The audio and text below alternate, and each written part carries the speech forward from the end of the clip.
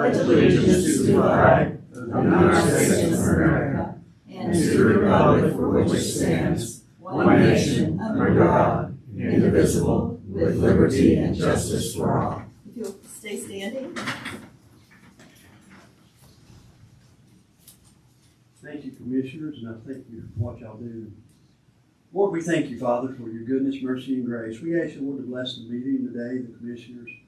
Help them, Lord, to give them wisdom, help them to the decisions they make, Lord, and people they represent. Lord, just thank you for your goodness. Help us, we pray, Lord, in Jesus' name. Amen. Amen. Thank you. You're welcome. Thanks, sir.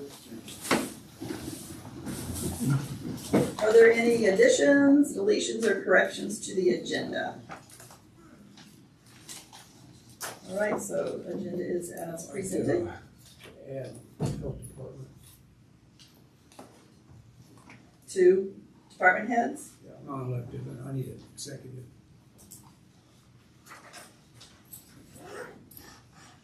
10, 15 minutes.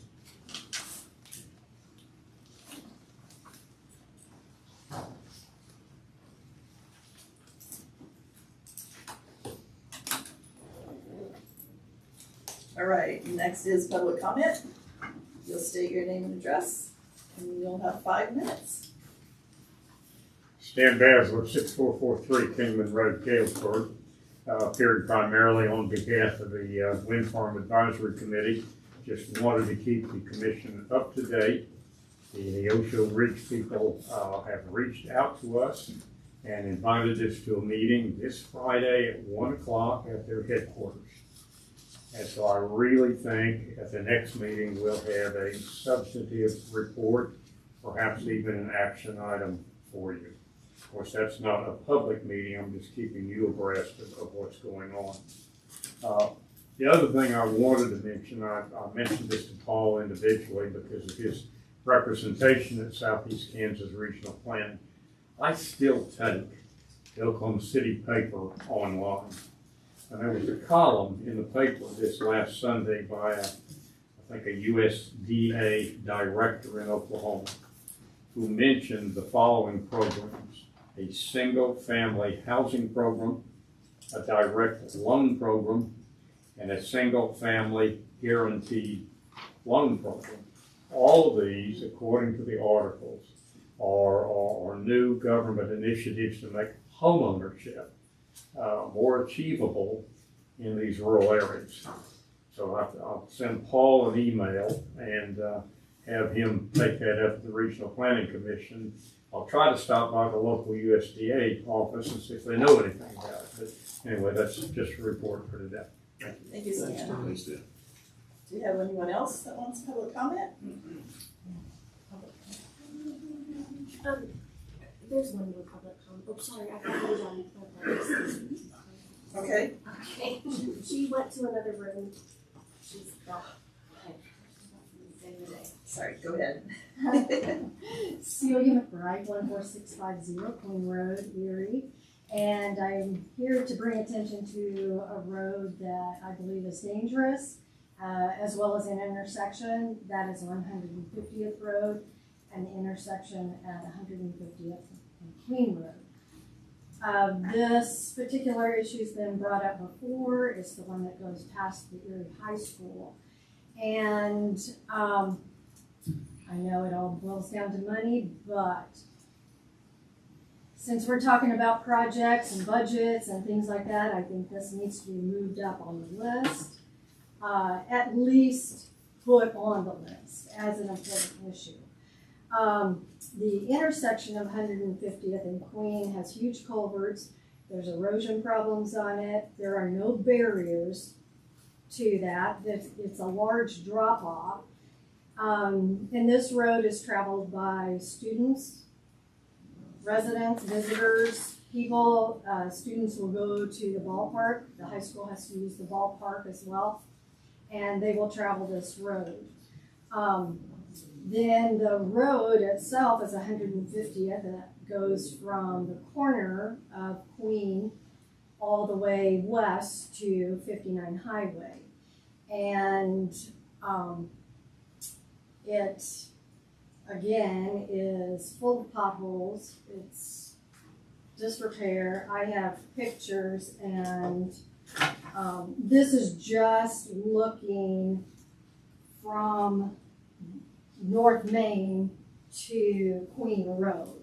So I would encourage you on the way home at the four-way intersection on Main Street, go a mile east to the ballpark, go north to 150th and check out that road.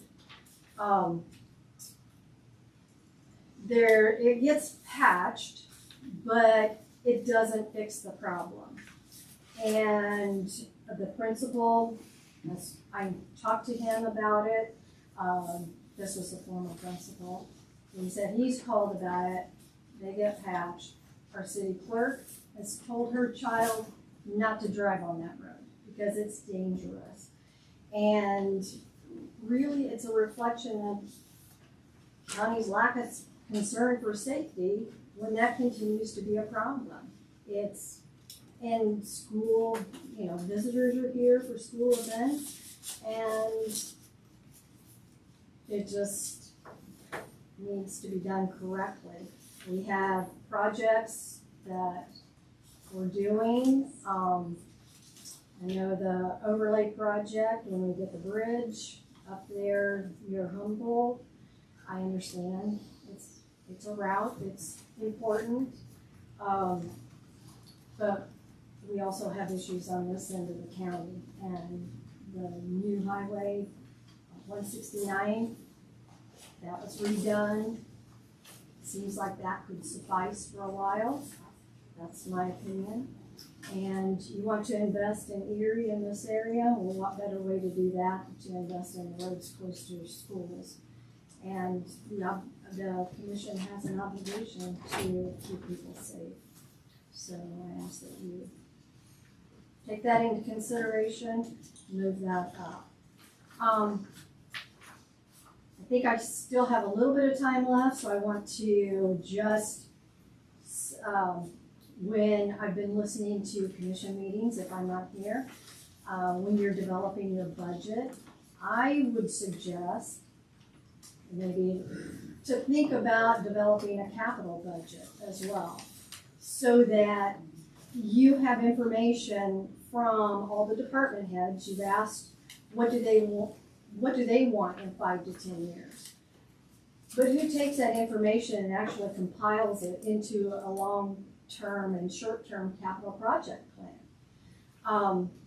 You need to determine where those revenue sources are going to come from, so that it's not a big surprise when you have to do a project.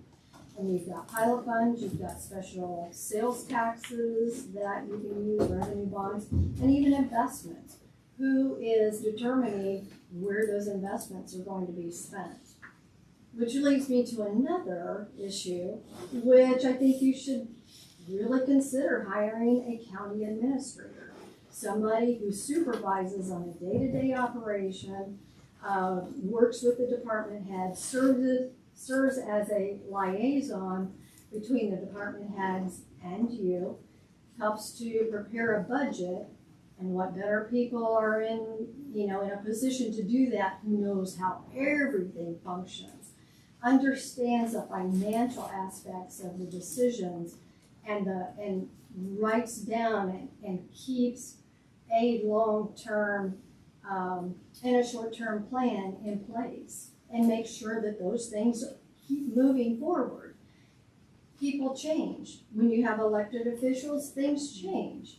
And a county administrator can be that person to have a vision and help keep that vision for the county.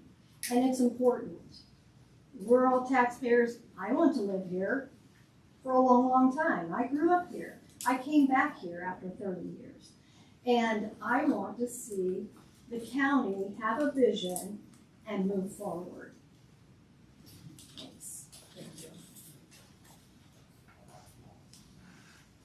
Anyone else for public comment? I might want to speak to the county administrator. I'm one long enough in the tooth, remember when we had one. county's a little different creature as to, we're dealing with elected officials, elected departments, and it laid a buffer between the commissioners and the elected officials to have a discussion, and there was great resentment to the county administrator at that time.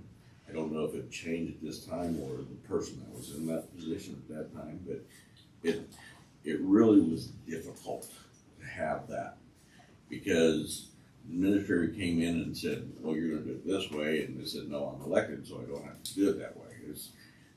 That goes back, I mean, I'm old enough to remember that, and in this position to remember when it was despised. I remember. It was a despised position. And as far as this road, I'm kind of disappointed in the road itself, because I was on when we put that intersection in, and we spent close to $500,000 county funds on that intersection. We had to pay for it with the railroad. Those didn't have guardrails, didn't have anything on, didn't have arms on it until we improved that road at that time. And there has been investment in that corner. And it was $500,000 for the county at that time. It was a major discussion at that time, and as it went to this, that is an issue that I see. We need better visibility. I agree with you on that, but we did invest a lot of money out there on that. And there wasn't an accident on that road until we invested that money, when it was closed. We had a tragic accident there, so it's kind of catch-22 sometimes when you think about it. We do spend money everywhere in the county, and it's the timing. That needs improved better. The whole road needs done. Yeah, Nick is absolutely right. The county did invest a lot of money in that, it was just not done properly. And it was all driven through the railroad. I mean, we had Union Pacific here, we had back and forth with them discussing that road and how we could improve that road. But we did invest a ton of money in that one intersection. So hopefully, we'd never have a tragedy, but after we did it, then we had a tragedy on that road. So. Well, the road has changed to where now the road Has moved over. has moved over, but it's the intersection there that is eroding. The culverts are huge. Well, I think those culverts had to be set in there due to the angle of the railroad as it comes through. Am I wrong, William? I mean, we had to set that in a way that the railroad had line of sight to that intersection. I mean, there was a lot of study and we were back and forth with Union Pacific a long time. William was there, I was there, so we had many meetings out there. So I agree. We had to figure out a different way to make it highlighted where those intersection is, but we did invest money in that area. So, but I think it needs to improve again. So. Yeah. Well, the whole road. I mean, we chip and sealed that and the whole road all the way up to the highway to make it improve, but it just fell apart. We couldn't get the right of ways on it. The landowner on either side would not give us right of ways to improve that road and to build up the ditches. We had some barriers on both sides of the landowners, so. And not a real good base. Just couldn't. Well prepared. You couldn't get it. You couldn't get the base because you couldn't get the right of way to dig this to. So. Sorry. It's okay. Any more public comment? Oh, yes, Carla. I can't hear nothing out there. Well, come on in. I just want you to know I'm like really nervous. Y'all are making me wait. I'm sorry. No, I'm teasing. I don't know you to be nervous. I am on my own time. I want to throw that out there. I clocked out and this is my time. Mike, I have a magazine here for you. It come in the mail with our address on it. Mr. Brown. He can't hear you. Miss Brown. Oh, okay. Pass it on down. Pass it on. And these guys here are making me nervous, man, when you said they all coming in suits. I'm like, I swear I didn't do anything. Okay. I got something to say after I do my presentation. Then I have a little quickie thing when you guys were talking about wages and blah, blah, blah, and I'm not gonna get into that. I'm not even gonna pretend like I understand, that aspect of it. But I was grateful for what I got last year. I'm gonna go to know that. That's the first significant one I got in a while, and I did appreciate it. So, anyway, off that. Now we're gonna talk about money, your favorite subject. So, I have this in front of me here. Most of you know, probably, and if you do not, this is my daughter. She was a preschool teacher here. She passed away in 2020. Education was her life. Absolutely. She loved doing, the kids that are little behind, along with kids that were, that was just her passion. So, here's the thing. I tried to get on the agenda, but I was late. I apologize. So I'm going to use this to put a little bug in your ear, and I will come back if you'll let me. Orange Swan in Galesburg. I don't know if you're familiar with it, but they give away everything. I mean, you name it, they'll try to come up with it, and they'll get that. When Audra passed away, gosh darn it, don't do this. When Audra passed away, they started the Audra Rush school supply giveaway. And it's available to all students who are not eligible for free supplies from their own district. Last year, Chanute, Humboldt, Neosho, they all received free supplies from their own districts, so their kids got. So, if you are interested in helping, and I'm not just asking the commissioners, I'm asking the World Wide Web out there, I really want to help these kids, and I really want to keep Audra's memory and love of education, alive. Last year, I think, we helped like 120 kids, just from donations. Rhonda Kane is awesome. So with that said, if you're interested in helping, you can mail a check to me, but made out to the Orange Swan. I can't believe I'm doing this, but I'll give you my address and phone number. 435 North Grant in Erie. Rhonda Kane, you can get a hold of her in Galesburg. Her number is 620-433-0835. She has Venmo, and I'm not up on all that. So if you want to mail me a check or catch me here at work or whatever, that works absolutely fine. Like I said, I was late getting on, but I wanted to ask the commissioners for a donation. If that's something that's just totally off the chart, let me know now and I won't come back. But I really would appreciate kids. Kids are our future, man. We need to help them. And if you could just come down and watch them, this will be my third time. And you can watch those kids come through there and pick up their little sacks with their new notebooks and pencils, and it's amazing. And so that's my bid. So if somebody wants to give a donation, the name, is it orange, like the color orange? Yes. And then Swan? Yes. Okay. SWAN. Okay. Yeah. And it is tax deductible. I kind of come in late, and I do apologize. I had called Paul and things didn't work out, and that doesn't matter, but you won't meet till the 25th. We're giving out school supplies the 5th of August. So, anything from anybody would be much appreciated. I would appreciate it, and the kids would. It's for the kids, not for me. And your name again, so if they send a check to your address, 435 North Grant, correct? Carla, Erie. CARLA, Rush, RUSH. My phone number, 620-778-8075. No solicitors, please. We appreciate that. Okay. Very important, very important. It is very important, and I was blessed when Rhonda approached me with this, and honored. I mean, I was honored that this was my daughter's life. I mean, she loved.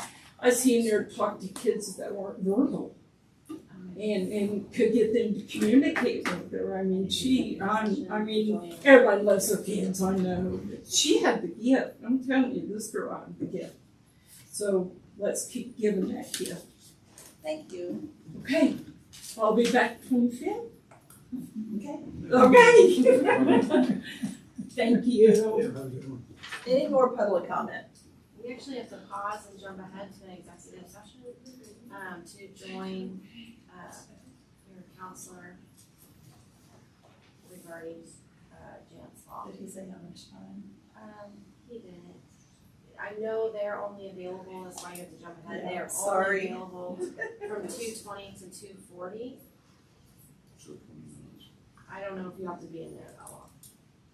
Okay, I'll move to recess into executive session to discuss matters deemed privileged in the attorney-client relationship regarding the wind farm for 20 minutes to include the commission and our counselor, and I also would like to have Mike Brown in there. So we will come back at, let's say 2:45. I will say that if you do make that motion, that will you are stuck in there. Yeah, that's what I thought. Letting you know. Let's say 15 minutes. We can always come Just throwing that ask out for there. more. Excuse me. So we will come back at 2:40. All those in favor? Aye. Motion carried, 3-0.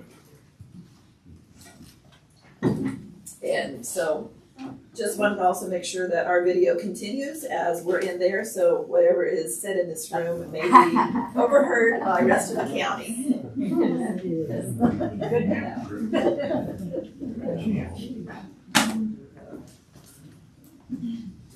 Thank you for running that meeting today. Oh, thank you. I appreciate it. Well, enjoying yourself with audit. Yeah, that's very important. Yes, quite a few of them out of state. Yeah, oh, really? Out of state. I know they're looking for help. I'll try to be at your August 8th meeting. Okay. As of yesterday, I was going to have a meeting in Kansas City with some other bankers, but we've moved to the 9th, so hopefully I can do that. You want to do it? Yeah.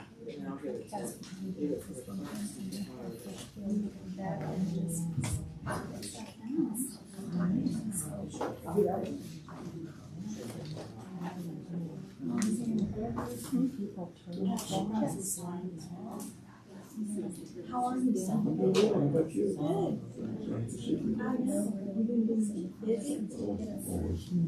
Lots of traveling. How about you? I'm down, busy. Oh, they're doing fine. Yeah. They're all in Kansas City now. I know. All of them except travel. I know. Darn it. You have a good I afternoon. don't know. Your wife's from New York City. Uh-huh. So that's where they met and they live in Chicago in between. Yeah. Well, Gal and Lauren just had a baby, right? Yeah, we saw Adam in Colorado that week. Oh, you just. It was nice to catch up. I'm traveling someplace, oftentimes in Europe or something else. Yep. So Dallas and Lauren have a son. Yeah. That's exciting. How about you? Yep, 2 kids. Yeah. It's fun. What are your ages? She's 4, and Whit is getting ready to turn 2. He'll be 2 in August. In August. That's a perfect ages. I know, they're wild. They're crazy. I think Will just went to go see Jamie. Oh, we did, okay, in Denver? Yeah, Jenny was at our child care meeting. Oh. And Wendy was stopped by and she said, yeah, Will and the whole family was headed to. And When you talk about Jamie, as we were rolling through, yeah. it's going to be a quick trip, trying to get through that traffic. I know. Where'd you guys go? Yeah, we were in Brooklyn. That's good. Have a good time? Always nice, and the Yeah. weather was nice and cool. Was it? Yeah. I keep saying I want to go to Colorado in the summer, I just never have. But not in the summer, no. I know. It's a good drive, it takes 11 hours to get there. Yeah. Yeah, Christy's family, Christy Bunker, we're not next week, the doctor driving to Alabama and Gulf Shores. Wow, fun. That'd be good for down Yeah, so we're all gonna be excited about that. We're renting a there. house. Kids are awfully nice. Oh, they are. I know, we love it. We've been there several times. And it's just a good week to chill out and do nothing, shut everything off. I know. Kids always like going to the beach and oftentimes kind of direct our path, but it's nice to be in the mountains. How's that? I know Andy, my husband, maybe once the baby gets a little bit older, and we'll go and do something like hiking and stuff up there where they can enjoy it. I'm afraid though at the beach we're gonna be eating a lot of sand. Yeah, still have sand everywhere. The weather kind of felt like 70 during the day, maybe 55 at night. So it's beautiful. Walk up on the mountain, all kinds of things. Gondola ride. No, not at all, yeah. Perfect hair day for you. That's how that, Were they that's how great today at your house? They were, I this morning. thought so. I dropped the kids off at my So mom's that's and. not even. It's a 3-day ordeal. This though, Goodness. Guys put a lot of work back into it. Yeah, we're getting there. is the. Yeah. Okay. Are you? You putting all new siding on? Not totally, Yeah. just on And I mostly 3 sides. Yeah. I didn't know if they would be able to match it or And then the not. fact Well, you know, once it's painted, it'll all match. Yeah, yeah, true, yeah. So, We but also it's a had little somebody bit in of a the back challenge of to my find car that that seat. came in as soon as that meeting was over yesterday. So And I once didn't I have to change the style, the size of all of it, so it made it a little more expensive. Oh, yeah. Please figure out what you want. Our intent is to live there. And then we're back to the. With 19 kids, grandkids, maybe more than that kid. I have kids. Yeah, so what did you, Not this did you one, that's expand the what I'm kitchen trying to or collect different. Yes. I have stuff. That's what's built out into the, just where the kitchen originally was? we decided to tear in the rest of the house as well. Are they like the same size as us? Yeah. But once you start. Yeah, I'm saying. There's no place to stop. Yeah. And then you always have surprises when you're Yeah. tearing into The the big whole size, house. same Like the position. money pit if you see Yeah. a movie. Okay, so, And Floor everyone joist adheres. reinforcements and, well, that's yeah, the thing that I'm electrical, trying to put never together ending. is This time it might. whether. Oh, so like yeah. if you Yeah. are- When's it supposed to be all finished, do you think? Well, you know, I could see, with the exception of painting the outside, probably been done Every in department. several weeks. Really? They've done that far. But if you're, So will you guys still split your time? you know, whatever. So it's still, it's time, between Tennessee, For the yeah. most part. You know, that's very soon. I know, I don't blame you. We'll get there in an hour and a half. and We leave next Friday. It's too easy to You know, not I'm not do saying that's that. exactly, and that's, then you that's the just thought process. So it's a Our schedule, it's don't- decided, Our relationship is built similar on- positions regardless of department. We're going to Montana. And also that's the best part of her life so Well, far, I'm just is using grandkids. Next Sunday for a week. But, We're you know, going- be with yeah, them we're or summer, something. summer Yeah. park there. Yes. Three girls in 3 years. so That's wild. It's kind of a circus at her house. I see pictures of them, they're beautiful. They have the their ladies girls on and the Yeah, except for one, they're one in the crazy. middle, but, Right. yeah, those girls, you know how they all love dance, you know. They run down and dresses them all like frequently. I couldn't have thought of a better mom than her girls. See anything like that? And how's Erica? Good? Yeah, she's good. She's not working full time now. Oh, she's not? Helps, yeah. That is nice.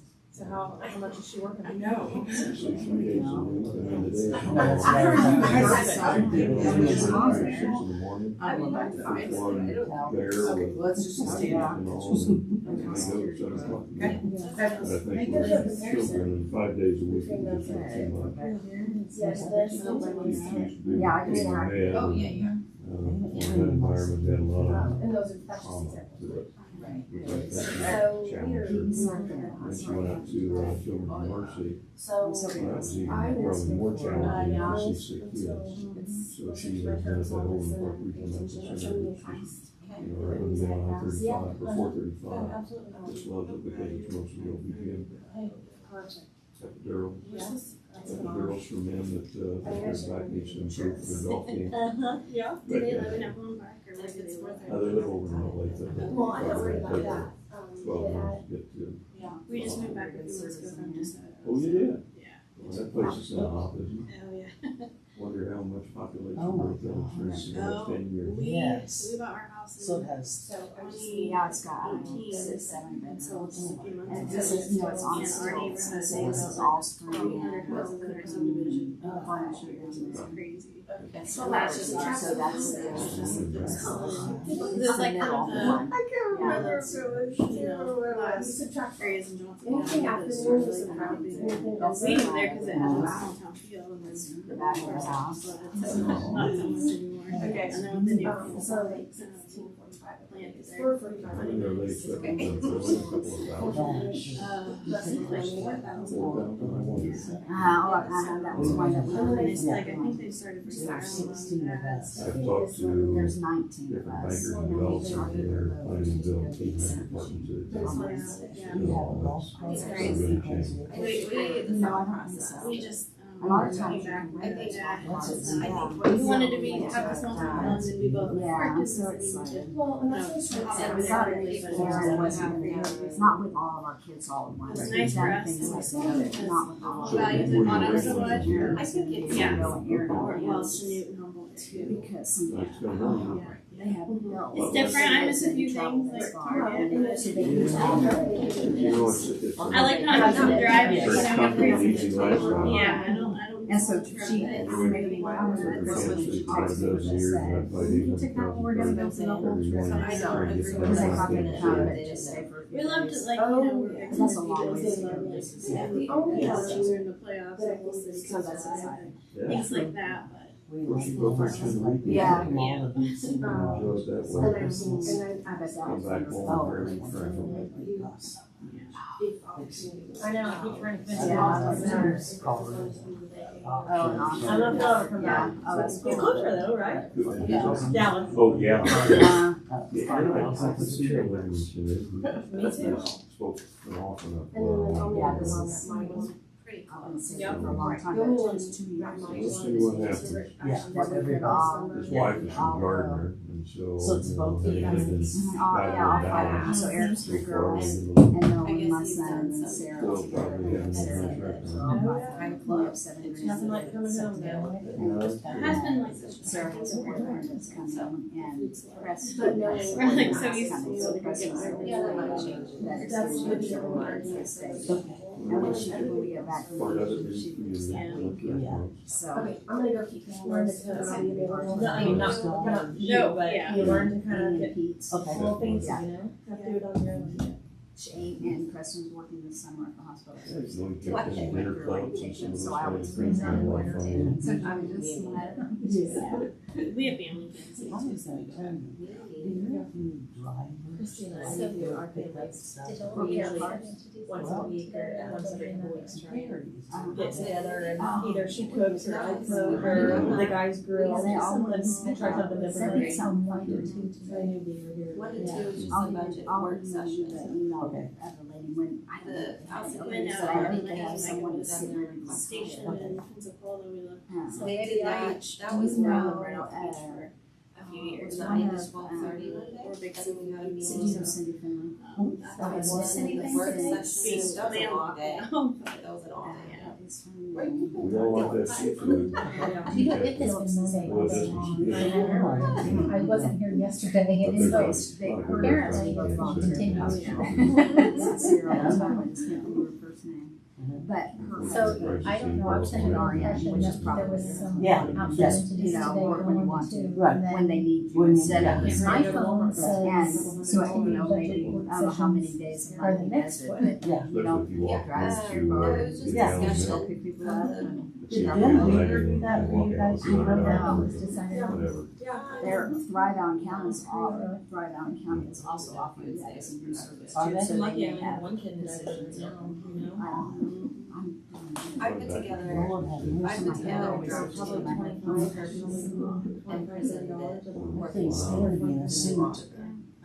That adds up. just to try to help see things maybe differently and move things $60 along, I provide don't know, options. I read that. I always felt like we were back for 10 years. I know.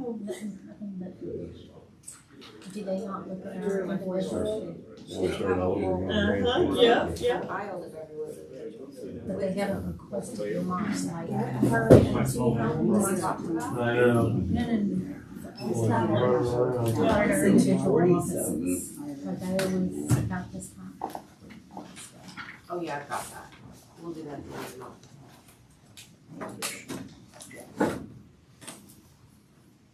Okay, we're back in session and no action was taken. So we're back on the schedule. Can we do consent agenda a little bit later? Okay, we'll go ahead and get started with our scheduled attendees. We've got Anna. I'm not sure who else you brought. I'm the elected Oh, speaker, but I do have, and I know that you received one of these in your packet, but I just want to give you just. Thank you. so you wanna give us your name and Okay. your what? My name is Anna Methvin. I'm the Foundation Director for Neosho Memorial Regional Medical Center, and have been there for 11 years now. Absolutely love what I do. And the reason we're here today, I've got Crystal Kuby, why do I say that? I've done that before. Crystal Kuby, she's my assistant, and she's also the coordinator that's going to run the new Impact Center when it opens. Nice. So we're very excited, and you'll see some of her handiwork. She's amazing. We're just blessed to have her. We have Chelsea Frost, and she is leading our coalition on child care here in at our Neosho County Health Task Force. Tara Solomon Smith, and she's actually helping us and leading us on a grant that we're writing for child care. And then we have Patty Ann Sanborn, and she is director for Southeast Kansas Inc. So we're here today just to kind of give you an update on what we've been working on. Neosho County Health Task Force was formed probably before COVID, and we met monthly, and that's what this little brochure is here. And if you can see, if you open up, we have so many partners. We have over 30 partners, and they're all here in Neosho County and all very active in the things that we're trying to do as a coalition. But we have formed 4 different coalitions that are below this Neosho County Health Task Force. One is the Child Care Coalition, one is Suicide Prevention, and the one is Housing. So the other brochure that I gave you was a housing brochure. Here a while back, we, as the city of Chanute, banks here in town, builders here in town, we all work together, CRDA, you'll see on the back of that brochure all the partners that work on those grants. But we were able to receive funding through tax credits and grant funds to be able to build 17 additional houses in Chanute. We believe we'll have those done by the end of next year. With that process, modern income housing, and the guidelines are on there, so they're very generous, I think. I believe they are, and those are after you've paid your taxes. That's what the money that you can make, so that's amazing. But what it is going to entail is that those individuals that build those houses and move into those houses will be able to have a $50,000 deposit.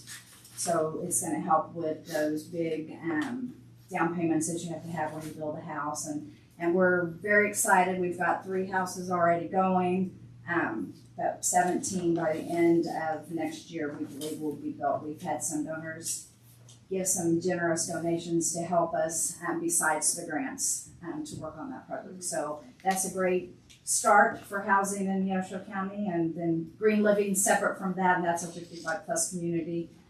Thank you guys again for the neighborhood revitalization. I think maybe that might be coming up to you, or if it hasn't already, we have one more house that was just approved by the city commission, but our 10th house is starting in July. So that's been a great project, and we have wonderful people that live out there on Osa Martin that enjoy that. And then our suicide prevention, we just received about $45,000 for last fiscal year, just 1 month, and then for the rest of this fiscal year that just started in July.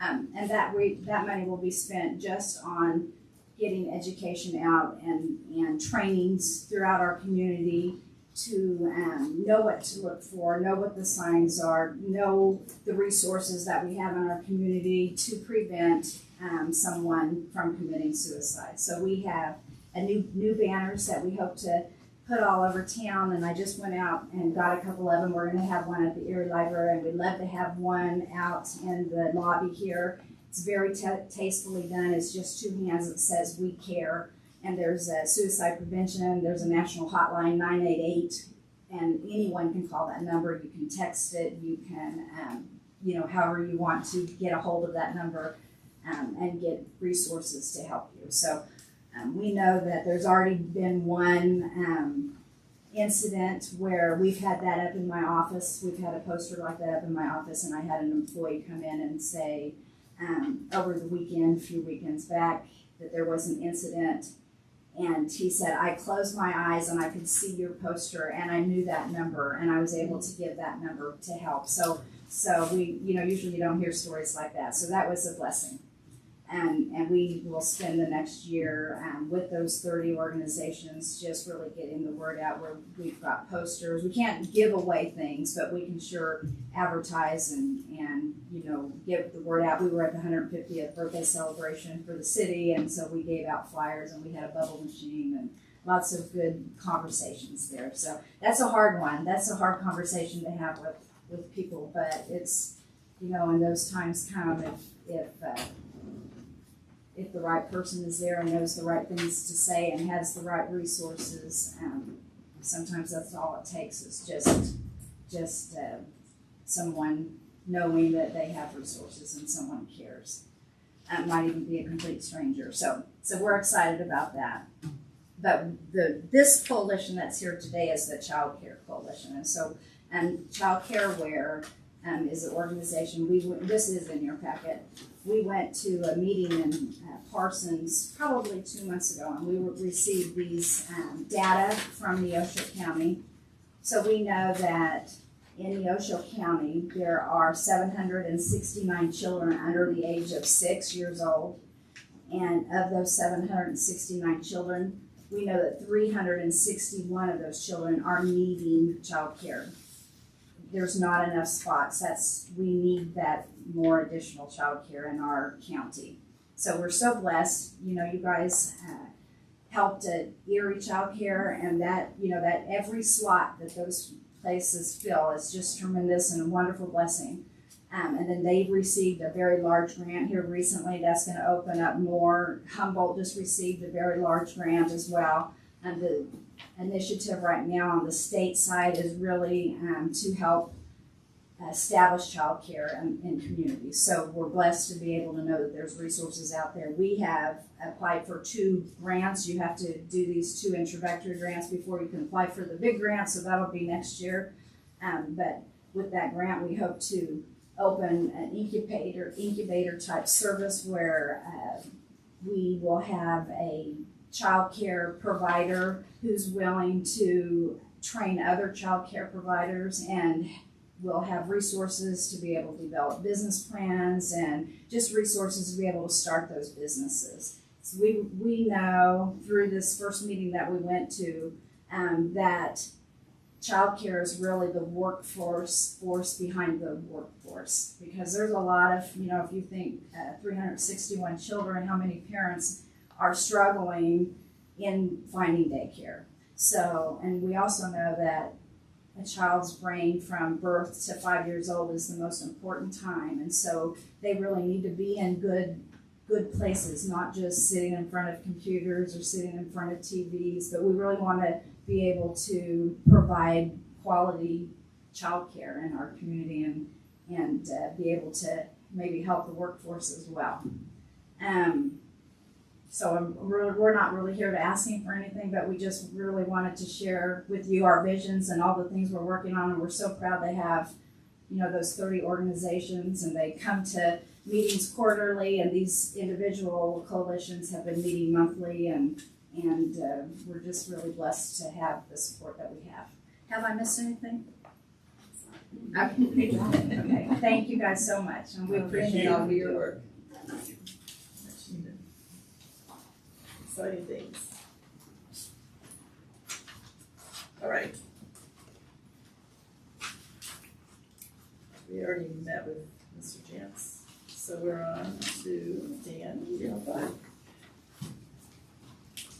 Ladies leaving? Yeah, it's a pleasure to be over here with you. I'm Dan Melfeld from Chinook. Garrett Sharp is with me. We're with Community National Bank, listening to all of the projects that you're talking about. At the end of the day, what they frequently need is revenue and income and some way to work its way into your budget, dealing with roads and bridges and culverts, and there just is no end to it. I don't know what it costs for a traffic light these days. Is that $50,000 or $100,000, somewhere in between probably? Cities That's is the like city. 300,000 or 400,000. Wow, oh my God. Well, we appreciate the opportunity to come over and visit with you. And our goal is clearly to create value for you. We know that there's X amount of revenue that flows in, whether it's property taxes, and I would just want to say that Community National, as a $2 billion organization, pays more property taxes as a financial institution than any other financial institution in the county. But with that said, at the end of the day, you've got windmill revenue, property taxes, all of those things that are a part of your budget.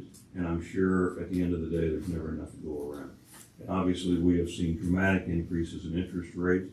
Our bank would love the opportunity to bid on those funds if we were given that opportunity. I know that there are other financial institutions that are in Neosho County who would also like that opportunity to bid. So whoever's the winner of having an opportunity to work with those funds on a short-term basis, the real winner is you, Neosho County. And so Garrett has brought some audit information and obviously done a little research just thinking about what kind of revenue you have to work with. I'm going to assume that it's at times perhaps anywhere from $2 to $5 million. I would also say, just being very, very conscious that you've got all of these projects you're working with, you never want to tie the money up long term. So one proposal would be to invest it at, let's say, a maximum premium of some type, but only make it 60 days. That way it just constantly rolls. You've got continual access. If you're just having a bid on time deposits, it does absolutely nothing to disrupt your ACH structure, everything that you've had in place running the county for decades. And so it is just a way, again, to maximize the dollars for you, and we would love to have that opportunity. So I'll turn that over to Garrett, and he can share some of his observations to you. Thanks, Dan. My name's Garrett Sharp. I live in Chinook, Kansas. So I'm the Vice President of Community National. And just sitting here today and listening to the people coming in with their requests and their observations, I think Dan really nailed it. We're just trying to create more value for the county. Obviously, looking over the budget, interest rates have raised, rapidly, and we are absolutely aware of that, and that's why we're here today. We just want that opportunity for a bank or our bank, any bank, to bid for that, so we can give you guys the most funds, so you guys can see what to do with them. Obviously, with everybody coming here, and so not much more to touch on besides what Dan said. I just think that we can offer, or a bank in Neosho County can offer a very attractive premium that would be substantially more than what was budgeted for the 2023 budget year. And I think that'd be a good problem to have for the county personally. So, but I'd just leave it at that. So if there's anything else or any questions for anybody. What kind of process do you see to do the bid process? I've had some communications with all the banks. I think it'd just be an email. Okay. Yeah. You have someone that's all they do every day, so let's set those accounts up and those processes. An email and the frequency and perhaps a time element, which I would suggest you control rather than somebody suggesting to you, well, let's put it in a 2-year time deposit. That doesn't work with the county, never would.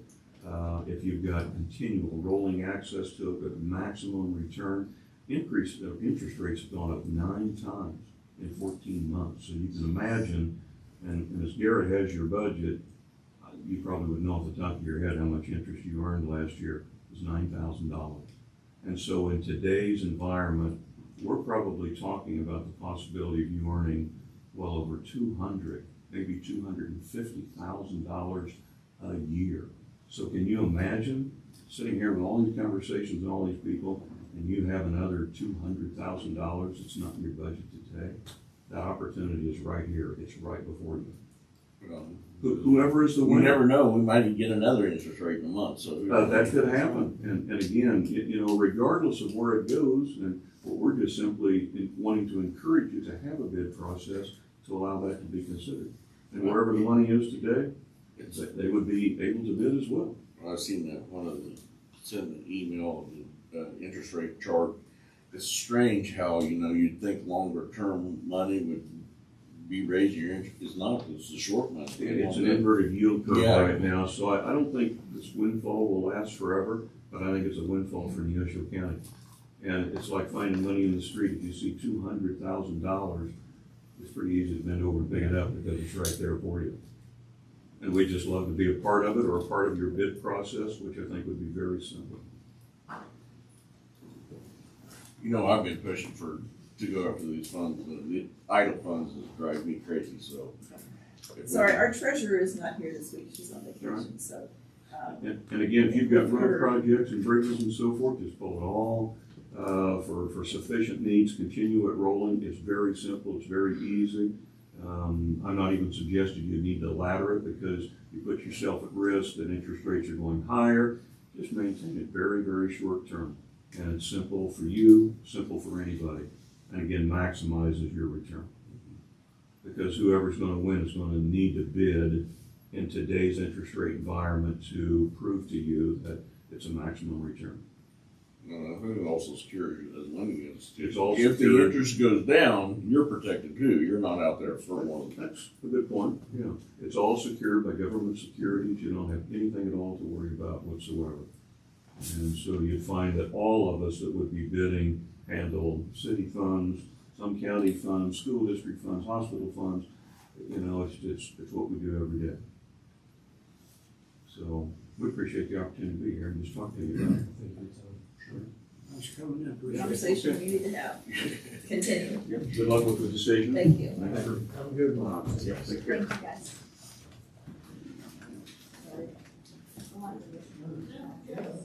All right, I think that takes care of our scheduled attendees. We have consent agenda. Anyone have any questions? If not, I'll make a motion to accept the consent agenda, which consists of accounts payables for $979,141.30 and accounts payable from the 3rd of July for $137,798.25. Leave requests from Emergency Management Department for 7 days of vacation and minutes from June 27th meeting.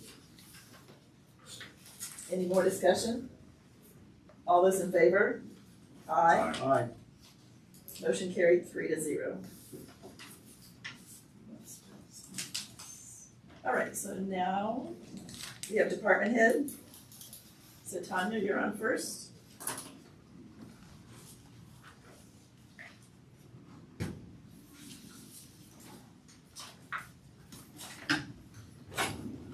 We have a new revitalization application.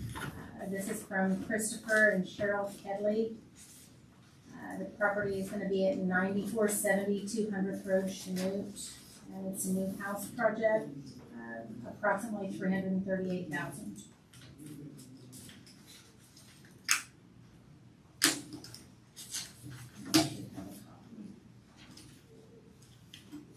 This one has gone smoothly. I'm sorry? Has this gone smoothly and for the program?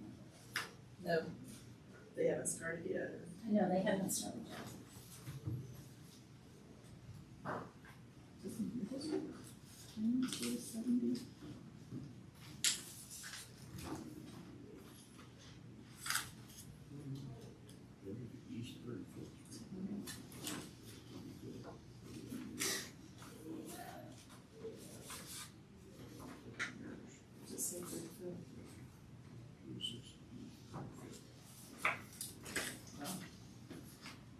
That's the mailing address currently. That's the correct. I'll make a motion to accept the application for tax rebate under a neighborhood revitalization plan for Christopher and Cheryl Headley, at 9470 200th Road, Chanute. Second. Any more discussion? All those in favor? Aye. Motion carried 3-0.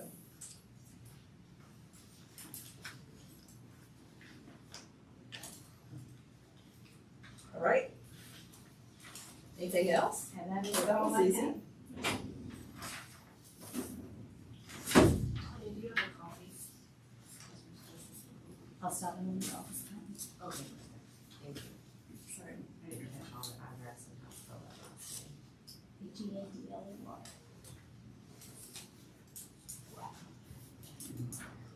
Okay, Kathy?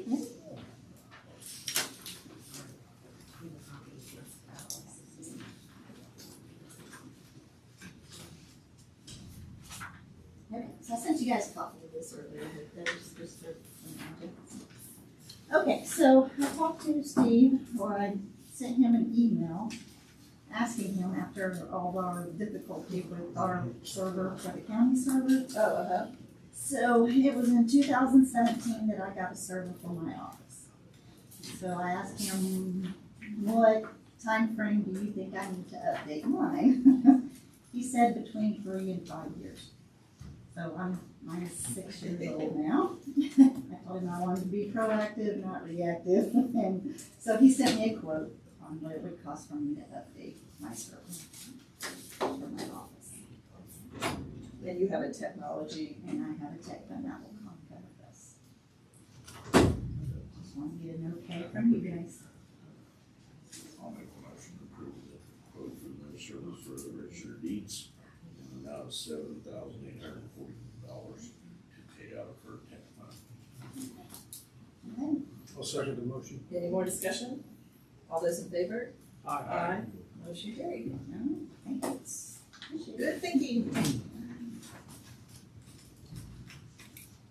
All right, David. Every time I'm in here, it's bad news. What? What's showing up there? You may have noticed when you walk by, the elevator is down yet again. So I just gotta see where we were on possibly getting that repaired. I didn't know if you wanted to. Well, are we waiting for a third quote?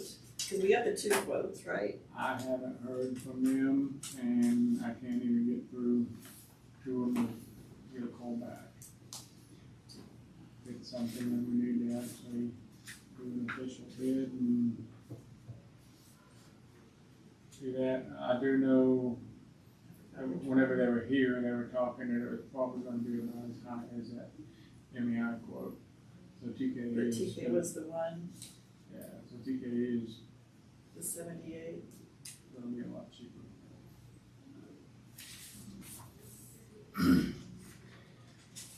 And I didn't know if you wanted to go ahead and call and get somebody here to repair it again.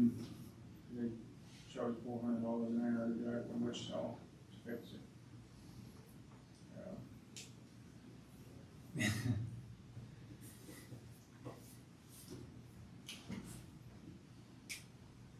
Fly plane.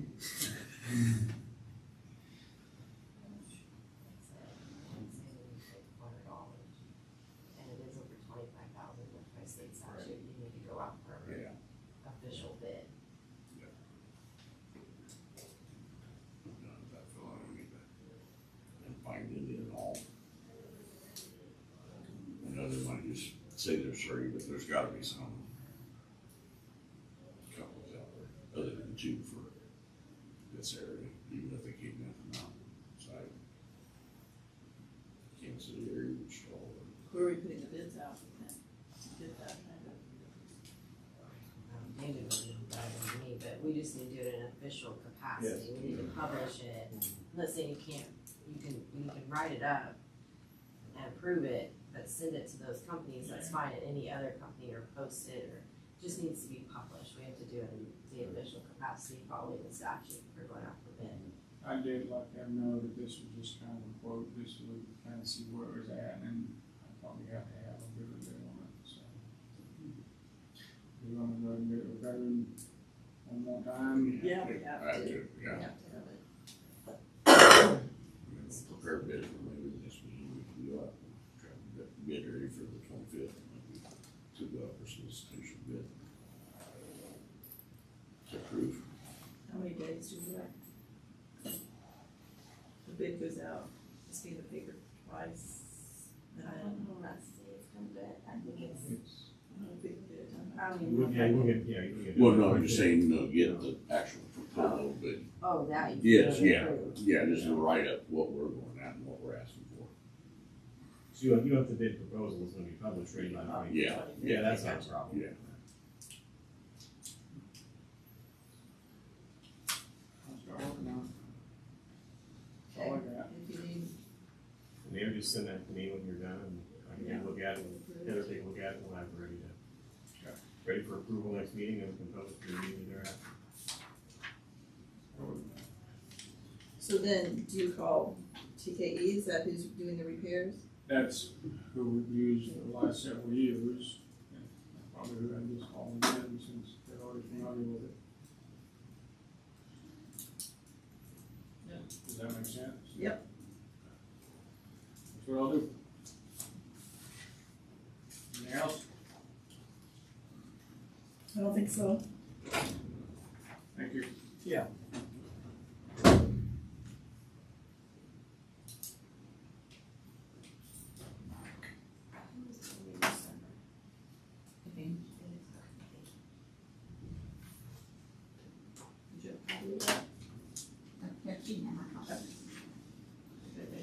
Okay, Mike, I guess we're ready for you. Oh, I'll just give you a copy. Just so it's- Okay, drop it by. Yeah, that'd be great. Thank you, Kathy.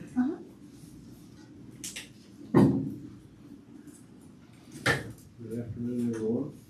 I don't have a whole lot on my list. Let most of you know we're contacted by the ambulance service at Chinook Hospital, and they're getting a new ambulance, and they asked us if we would be interested in the cabin chassis off the old one, and this has been brought up in the past, but some of them in the past, the whole back end was missed off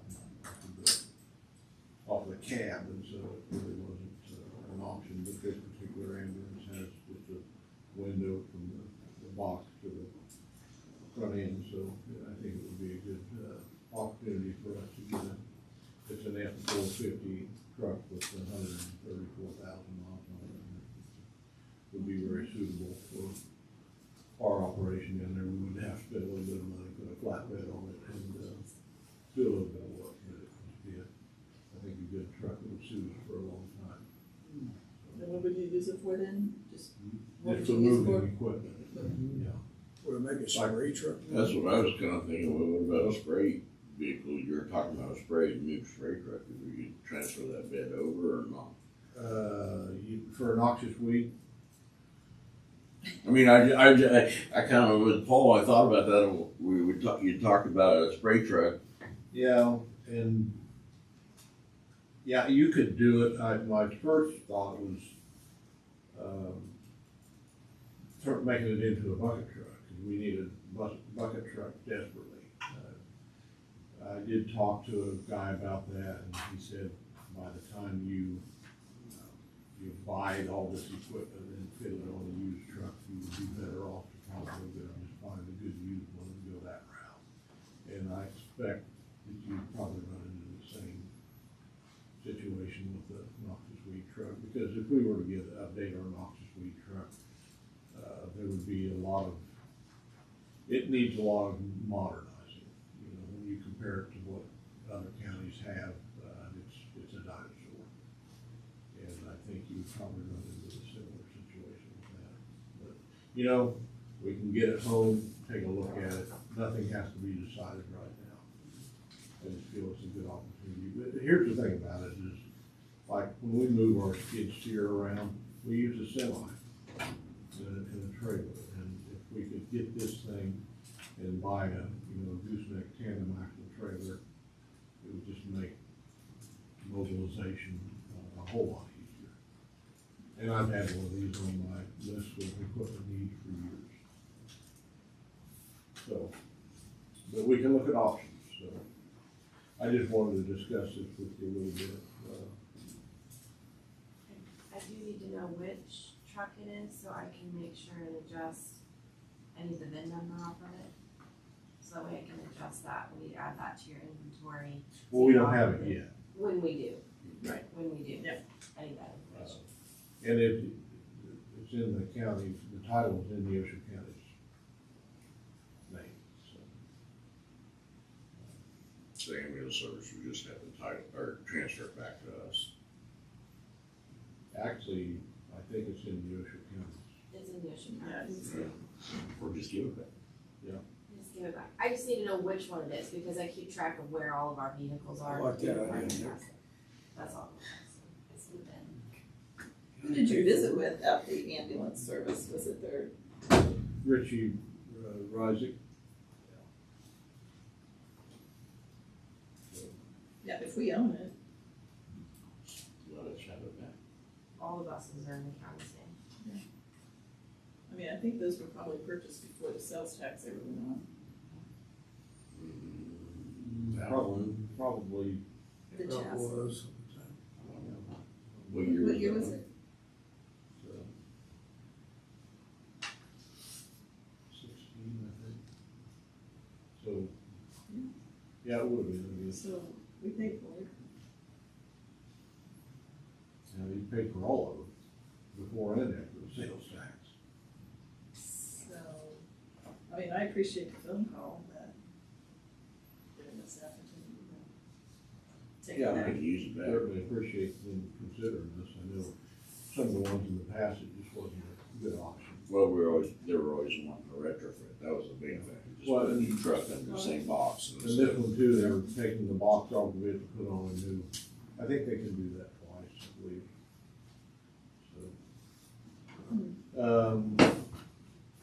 So CFS was gonna start drilling on the Elk Road River Bridge, do their geotech study, actually Monday of this week, and they're gonna work through Wednesday, and then,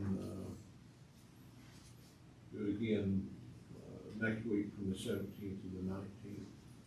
And they'll have to shut down the one lane while they're doing it. We did try to get an ad in the paper, it was too late, but we put an ad on the radio and public service, and they're very good at that. So.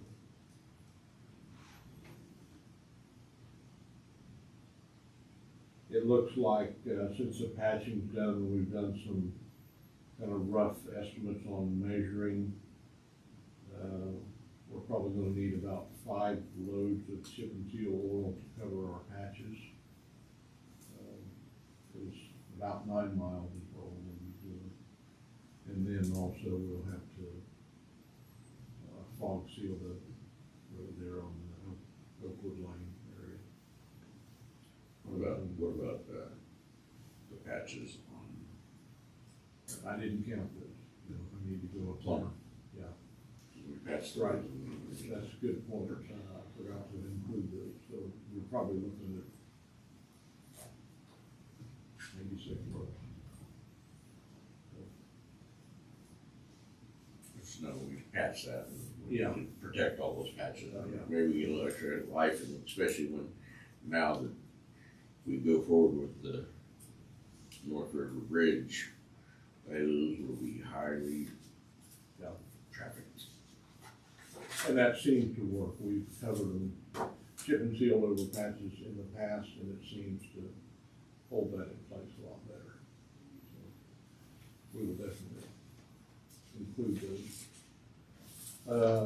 Little update on the 150th Road project east of Earlton. They're still forming on the wing walls.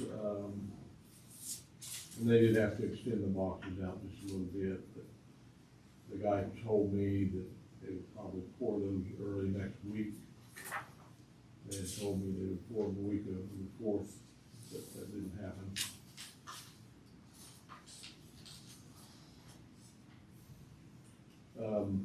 Also chip and seal on Chase, TPN, over the bridge. Say that again? Chip and seal that area that we just fixed the bridge on, or not bridge, but Oh, yeah. Why they're in that area as far as. yes, I wanted to let the traffic kind of. Right. Hopefully we'd get some rain, but that hasn't happened. Well, Rain if down we're through time. later into the I fall actually, time, we can like to go up there and kind of scratch a little bit of the gravel out and put an asphalt patch over the top of the culvert and then chip and seal over the top of it.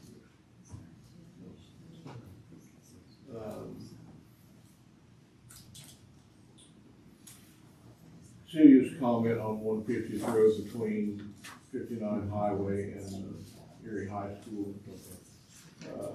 That's been a real problem for ever since I've been here. The base underneath the road was never stabilized before they chip and sealed it. We did have a preliminary study from CFS on fixing that road several years back, and you guys can remember what we did on Katy Road, and that road basically needs the same thing. It needs ground up, ditches cleaned. Well, we boat magged that whole road. We But owned a boat mag at that time Yeah, but for a short time. But it still wasn't stable. Right. That's, No, well, the ditches that need and dug down bad. we can, if you want, I can talk to the landowners about, maybe by now, quite a few years went by and maybe they'd be willing to cooperate. I don't know. I know at least one of them fairly well. I'd be happy to visit with him and see if he would. Until we get to the ditches, this is where it's gonna be hard to stabilize it. There's a lot of work that needs done. I know it needs it, but until we can actually get some drainage and water off that road, it's never gonna hold. You're right. I mean, the road building 101 is drainage first. And maybe, I know the funding is tight. That's why I really hope that we can get this sales tax that's in place on the Shaw and Elk Roads to keep that in place so we can take on projects like this. But maybe we could visit with the school and partner with them. I don't know. I don't know if that's an option or not. But I do know the way things sit right now, we simply don't have the funding to do it and do it right. And that's why we just continue to just put Band-Aids on it. But it would be nice to fix it the way it should be. I know how to fix the road. I know exactly what that road needs, and you're right, ditch cleaning, maybe a few culverts installed, what have you. Stabilize the base, which is a major expense. And then either an asphalt overlay or asphalt and then chip and seal, whatever we decide at that point. But that's what it needs, but that's also a huge expense. When we rebuilt Katy Road back in 2017, that was about 1.75 miles. And when it was all said and done, it was just barely under $1 million to do that. And so, that being said, I wouldn't be a bit surprised to do that 1 mile stretch up there would be close to $1 million with today's cost. And that's just a wild guess, but I bet it's not too far off. And I know we don't have the funding, so. But it needs done. It's another thing to put on the list.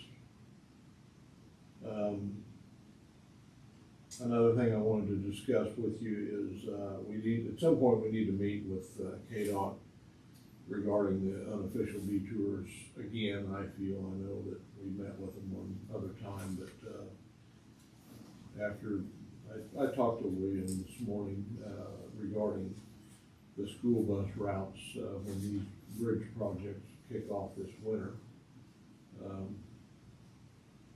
And Jackson Road is also going to be a gravel road that's going to get hit hard.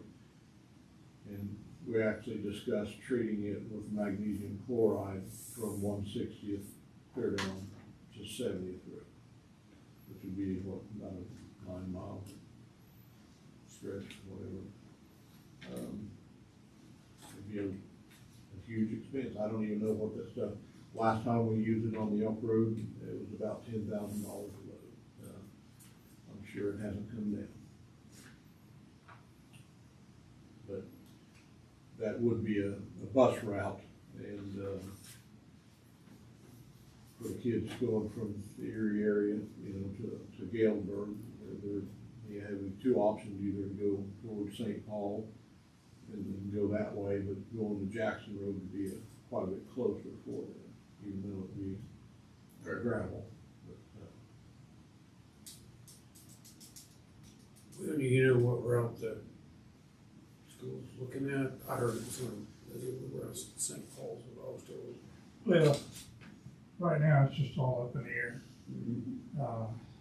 But the Jackson Road approach would be shorter, and it would help a lot of people from that area that are trying to get, that would normally come on over and cross this bridge. So at least get to 47, that'd be major, and then the next 4 miles down to Galesburg would be really nice. But because we have buses going between Erie and Galesburg and back every day, that's the other alternative right now is to go out on Thunder Road to Trigo, drop down, then you gotta jog and go most of a half mile east, and then turn and go south right through the middle of town, all the way to 47 and then west. Even for that, it would be really helpful from what I'll call Jim Van's corner, that 1 mile east over to Udall would really be nice for traffic trying to get from Erie to Girard. Just that 1 mile over there would be. Yeah, I never understood why they didn't do that. But I tell you, if I was on a school bus, I would take that. I would take that on over to Udall, shoot down, and instead of jogging around and going past 20 intersections in St. Paul. Yeah. Probably a little longer, but it's. It's a mile longer, but Yeah. half mile and half mile. Anyway, that's just my personal thought. So, That section's gonna be really cut off. I mean, for the school district to come so through. the project is gonna start in the winter, right? I mean, would we need magnesium? The last I was told, the letting will be in October, and they'll probably start removal of the old river bridge probably in December. That was, I think that's what they said when we met with KDOT. I mean, so do we do dust control in the middle of winter, or No, are we we would looking at wanna have something in that the done, spring you know, before? this fall, sometime this fall. Yeah, we don't wanna wait until the project starts. Much like what we did on, of course, we didn't have a lot of notice on Elk Road. We were told that project, or, excuse me, not Elk Road, but the 169, we thought we had 3 or 4 months before that started, and it turns out we had about 30 days, and so we barely got done before the project started, but we made it. But we don't want that to happen on this, so we. Well, important, and a very important thing is to look at your routes. And if there's some culverts that need extended or anything like that that would improve safety, it would be good to do that so you're not rushing to do everything all at the exact same time. It's not too terribly efficient. And the other thing is, people are going to take, like Jackson, they're going to drive that. But when you're on a gravel road, you're flipping rock up all the time. There's going to be a million chipped windshields. You know how that goes. Well, and that being said, William, if we probably will have to reduce the speed limit on these roads. Yeah. 30 mile an hour like we did in the past. I know we get a lot of grumbling about that, but it's all in the name of safety, and we want everybody to go home tonight. That's the bottom line. I think it might be preferred that the school give us a layout plan before we go. Or at least we're involved in it, so Yeah. we know. So you give us these routes, we're gonna stick The, to the proposed unofficial detour that I gave to KDOT several months back, it did have Jackson Road from 160th to Highway 47, but it did not have it from 47 on down to 70th. I just simply didn't think about it. That brings you out the west side of Galesburg, so that would So. It'll be the Yeah. easiest possible extension.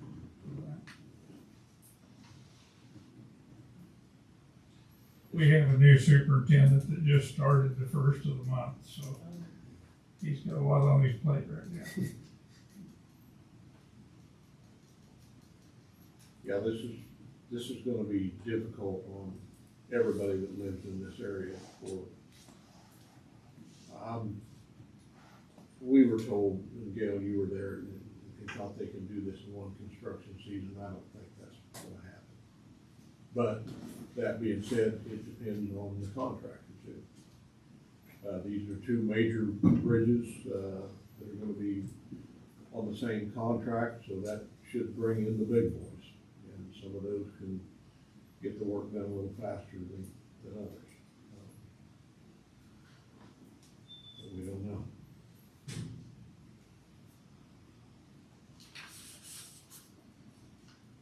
The other thing I wanted to visit with you about just a little bit is the discussion on the pay raises,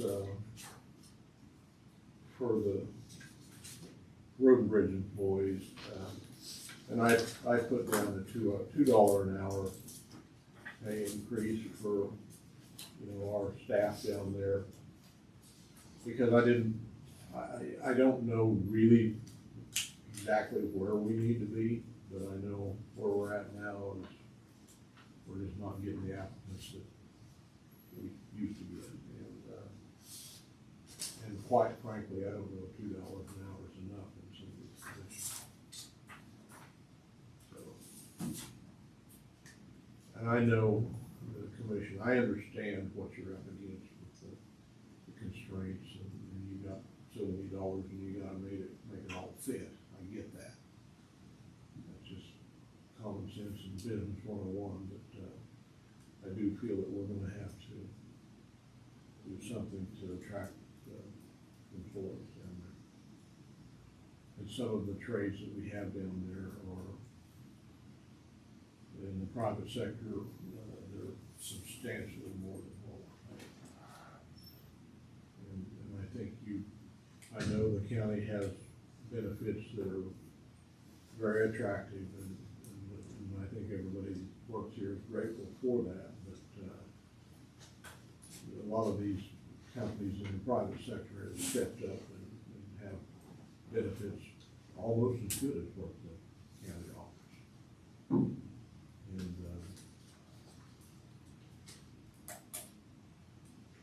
I don't have the magic answer for all this, but I do think that if we want to attract and maintain long-term quality employees, we're probably gonna have to start paying for them. And again, I know you guys are up against the wall. I get it, I really do. But I also know that maintaining our roads is important too. I'm starting to get the calls on the ditch mowing, and I know they're gonna continue to come, and we just don't have the people to do it. We just don't. Normally we'd have several people out mowing right now, just full time. They're gone, and we haven't been able to replace them. Do you have some mowers that are running on market? Not right now. Brush cutter. Do you have some that could be mowed? Could be, yes. Yeah. Oh, sure. How about back in the day, we used to have the maintainer men mow their own districts. When it gets dry, it's really too dry to blade. And we have done that too, but right now we have 8 greater districts, and I'm down to 5 guys covering the whole county. And I have restructured, put together a new, I hope, temporary map for all the roads to be covered, but, that doesn't leave much time. I mean, they're way over 100 miles a piece to take care of, and that just really unrealistic if we started getting rains, which we will eventually. It's gonna rain. And the wind, but it will. Please, Lord. But we'll deal with that when the time comes. But we're down to 5 guys right now as far as grader operators, so they don't have a lot of extra time to be mowing.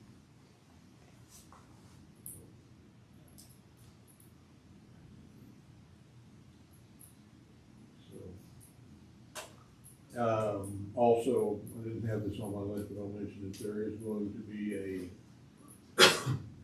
Microsoft team meeting on Thursday at 9 o'clock regarding the 169 project that will be being closed to the north and south of there for the white topping project that will happen on that.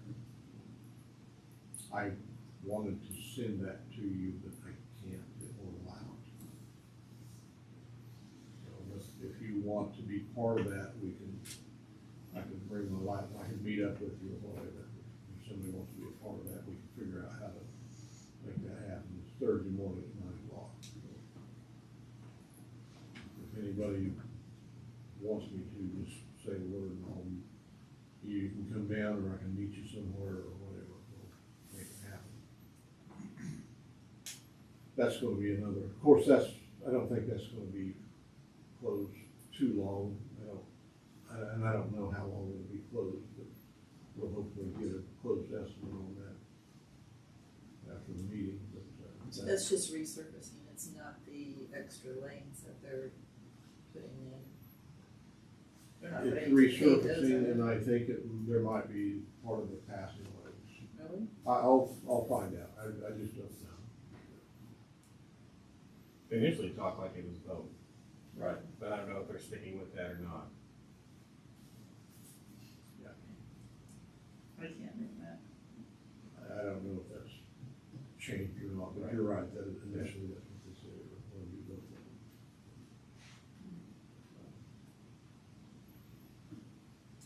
them. Anyway, that's all I have on my list, unless you guys have something for me. I got one thing, Mike, that was, father-in-law said a few days ago, and Victory Road from, Stark to the county line. I don't know, there must be some big trucks going down that road or something, or are they doing some bridge work or something over that way? Which road? Victory. Victory. Yeah. Yeah, and that's again on our radar. We're gonna try to, there's up there in the vicinity of that cemetery, there's some major rutting that's On the east side especially. And we're gonna try to get up there and just do it the old fashioned way with a grader and just order some hot mix and fill the rest. Yeah, it's bad. But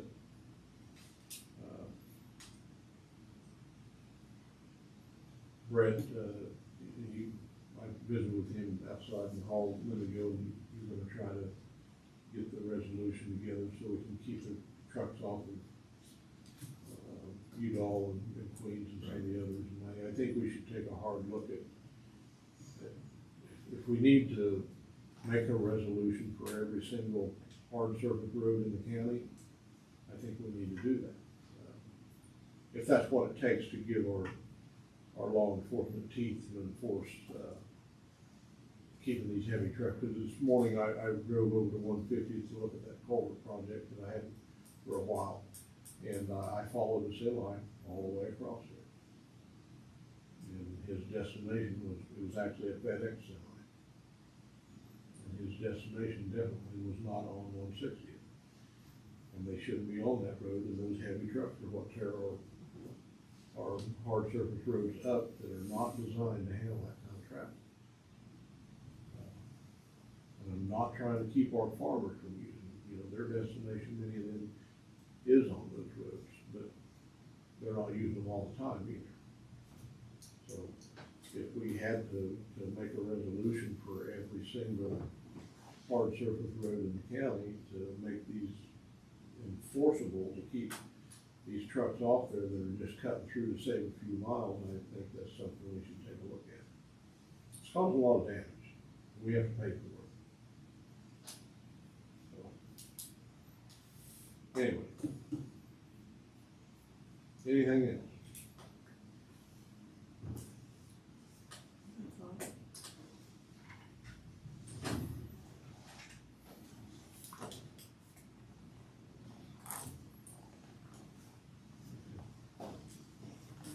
Thank you.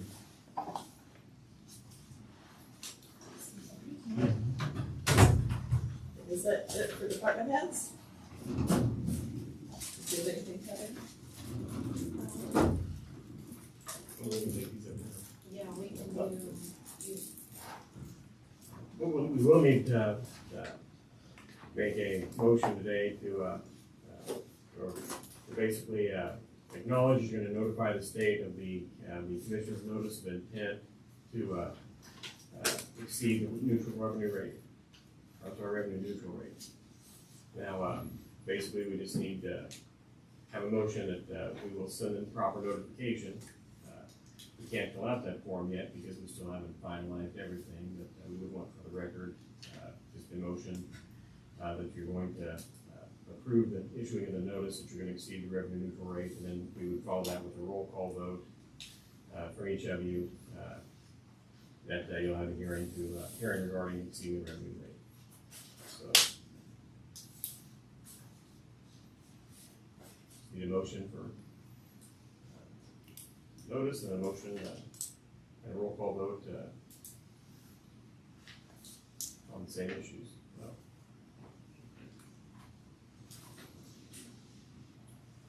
Make a motion, a notice of revenue neutral rate intent.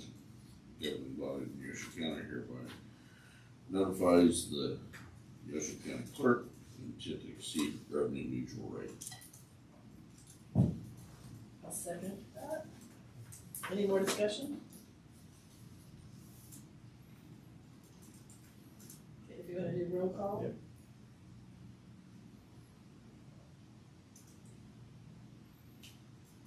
Commissioner Gilmore, are you doing it? Sorry. I can do it, yeah. See. I don't know what that word is, I don't think it matters. it's just yes or no. Yeah. Chairperson Clausen, yes or no? Yes. Okay. Commissioner Gilmore? Yes.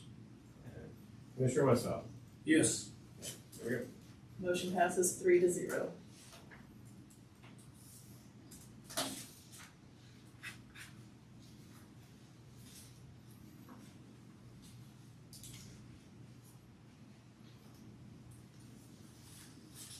Just to give you an update on your timeline here.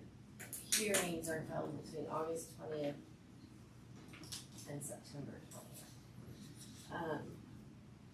The mailers, however, that I have to prepare and send out, and Postvelocity does and sends to every constituent in the county, I have to have our mill rate, I'm gonna say by August 10th. Like that is like D-Day.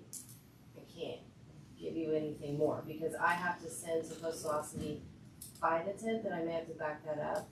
I think that might be too generous. I may have to back that up by like the 9th or the 8th, because normally Postvelocity requires me to have all the information to them to set it all up, and then they send it to me for approval prior to mailing 10 days before it can go out. Now, if anyone was scheduling hearings on specifically August 20th, when they can by statute, we have to have these mailers out to them to know that that's when the hearings are. So we don't have too much time, but we still have a little bit of time to make some decisions. I'm sorry, again, the mailing has to go out by, you're saying you want a date by the 8th of August? Yeah. I'd have everyone else's in, and then that allows me to get the county's information in.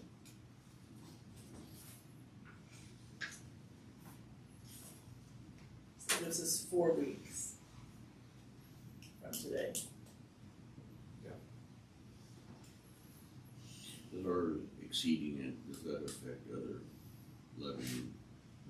Okay, we're just worried about us and they. Just us. Okay. Yeah, every tax entity has to do exactly what you guys just Right. said. Independently. Yeah.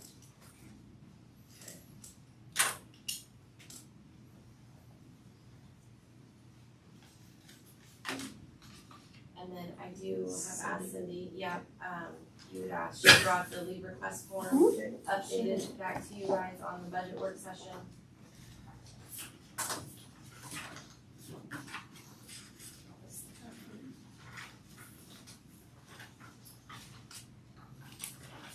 sorry, I thought it was organized.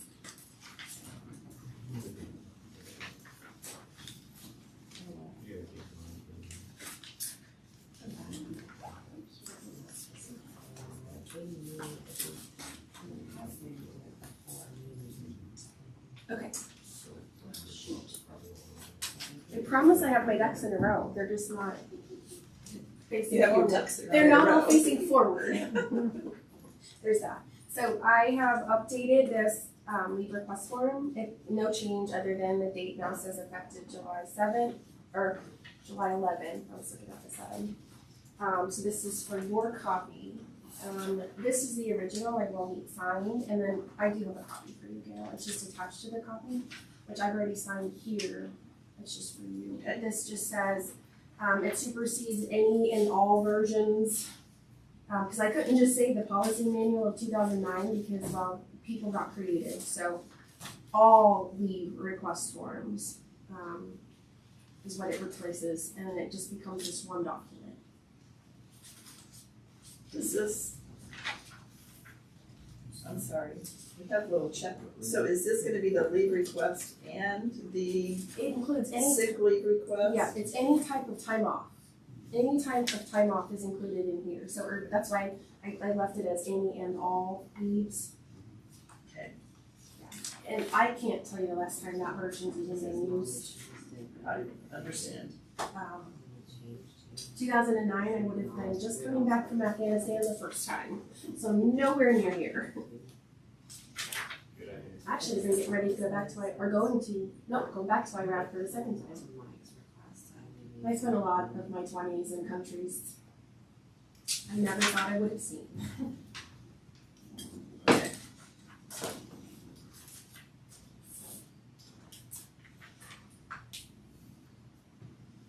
So, do I need to adopt this, replace? I don't remember how we did the last one. I think you just approved it, and then signed and dated it. Or maybe someone made a motion. I make a motion. I think we did a I make a motion. motion to adopt it and incorporate it into the personnel policies and guidelines we approved a couple months ago. I make that motion. I want to be more precise than a couple months ago. I'll second the motion. Let me get the date here, November 15th There we go. of 2022. So it's technically not replacing anything in that part You're because right. it wasn't a form. It's just replacing any and all version that's floating out there. We're incorporating it into the policies and that but we're becomes the controlling document. Yep, we're including it into the revision. Yeah. Yes. For the minute's sakes, and I know how this is very important, would you please repeat an actual motion for me? Sure, I'll make a motion that we adopt the leave request form as presented by HR. And this will be adopted into the personnel handbook and will effective today and will supersede. Supersede or replace any existing document. Yes, please. That'll work. I'll second. Any more discussion? All those in favor? Aye. Motion carried 3-0. Thank you. Did that do it? Yes, so I just would need the original signed, and then you can keep your copy, which has an example of the form being used.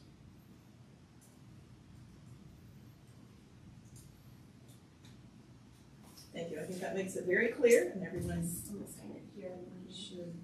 Hopefully some of, I see multiple forms coming your way too. Oh, it probably won't, but no, it should, yes, God willing. Now you can tell them the commission is I'll be like, accepting those. darn it, follow the rules or you'll be doing push-ups. No, we can't do that here. Thank God. Just saying. And then I do have the documents I usually provide you guys. Can I get a copy of this? Because I have a handbook here that I'd like to keep.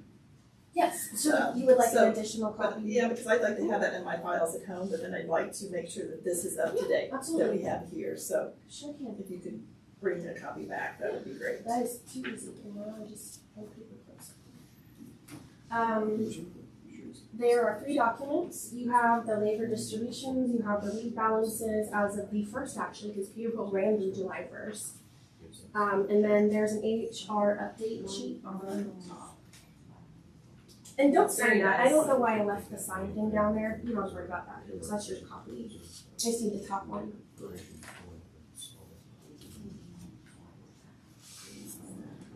Oh, I know. Yeah.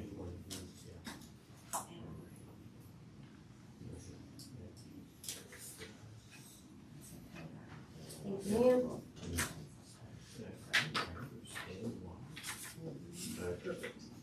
Yes, trying to develop a little more orders, if you will, and transparency on some of this new 3 full pension policies. Right in here? It's asking so much. No, I have one here somewhere. No, I'm messing with you. I have one. If we don't. I just wanna make sure we get it in there, so then it doesn't get lost, so. And then, I know Mike mentioned there were only, I saw the look, 5 road graders. We technically do have 6. One, is out due to, reasons that should return. It's just, there's a personnel reason, nothing bad, malicious, negligent, I don't want that to be thought of. But I mean, it's not ideal either, we're still short 2, but should hopefully Mike's job, or make his life a little bit easier once we get this gentleman back. So. Are there any questions of me? Okay, thank you. Thanks, thank you, Cindy. All right. We wanted to update our W-9 ID number. So basically, we just need to make a motion that I sign and updating this.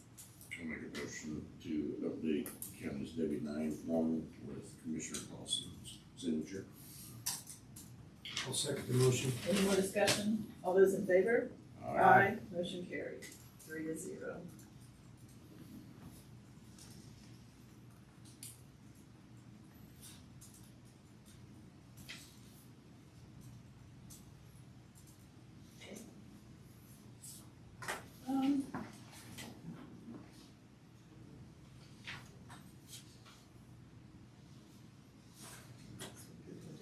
So we got that done. Oh, I have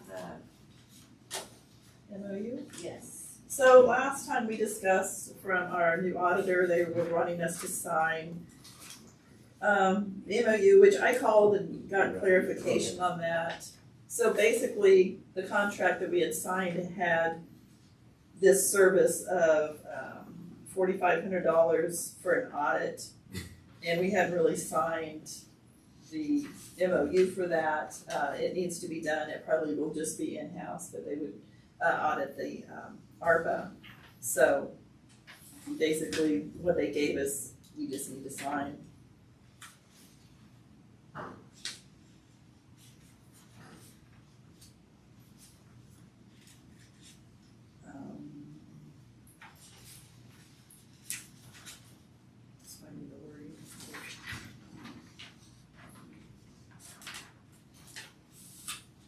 And so when it said that we would begin our examination in July, that states that they will start looking at that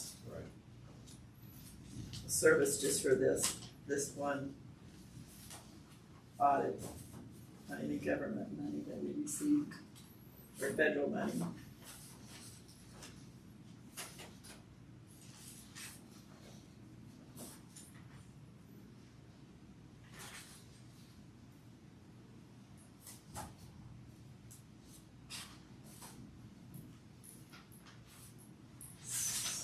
So, Then I motion to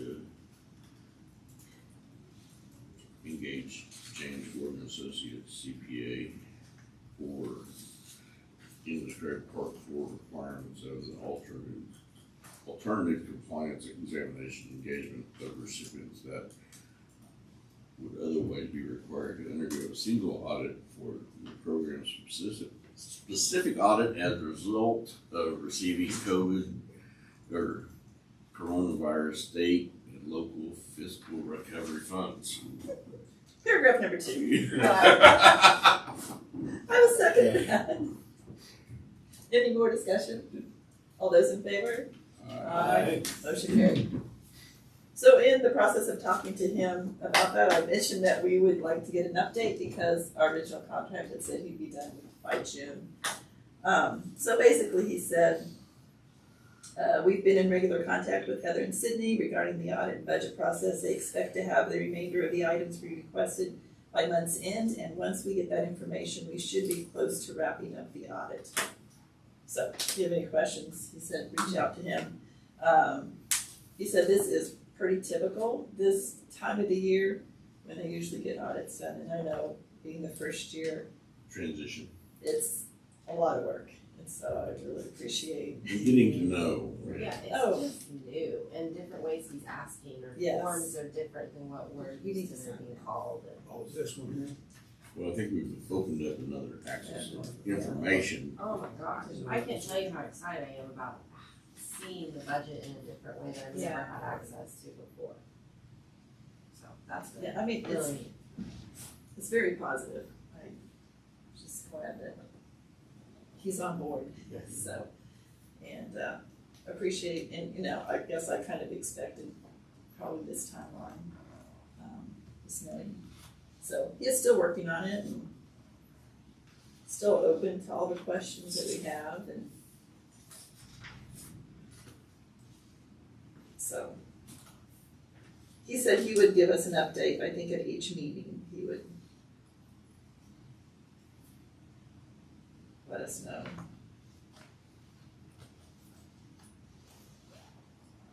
Okay, let's sign that, that takes care of that.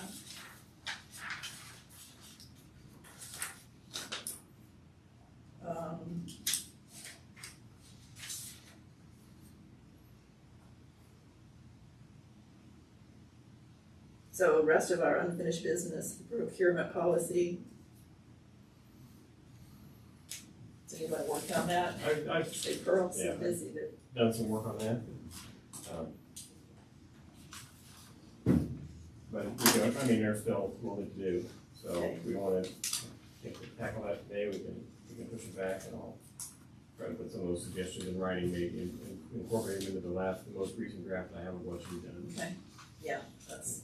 The main problem I was concerned with, I think we can solve with just a couple well-worded paragraphs, and make that line between an elected official's discretion on the budget and when they need to get commission approval, when they don't, just to put something in to make that clear so it corresponds with the appropriate statutes and case law. And I think we're pretty close on that.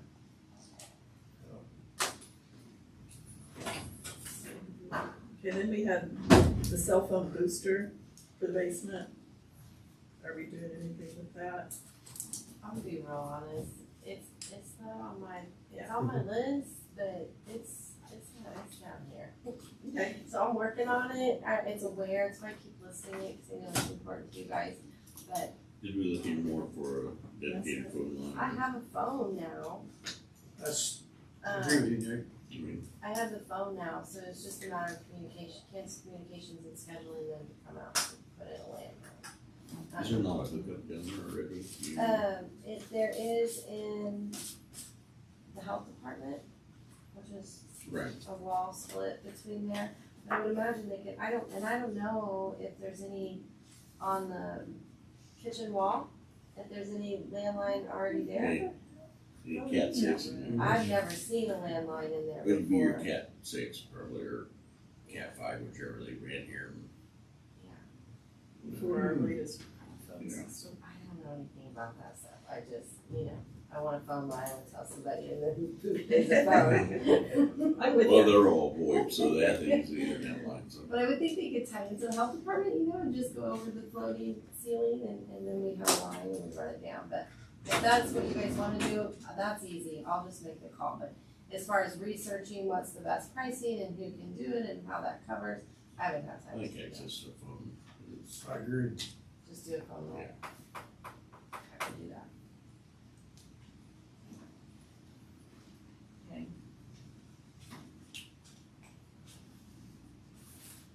Okay, did you have the? I do have the drafts, the indigent representation agreements. If you want to take a brief break, I can go have copies made, and take a look at them, and we can kind of work through them together. And I did speak with Angie Walters about this and had her incorporate the proposed increased contract amounts into her budget request for this year. I've also ran this by by Judge Dugan, who will be administering most of these appointments, and she gave this thumbs up, so I think it's pretty close to what our final variation would be. Take a brief break, or I can just, there's two contracts. One is for the guardian ad litem and child need care cases, which we have one of those right now. The other three they're gonna read exactly the same, but they're for the adult misdemeanors, for juvenile offenders, for traffic, and for parents and child need care cases, and for parent treatment cases. So taking the old agreements, and the old one had different tiers. One contract would get more criminal than child need care. It just got kind of confusing.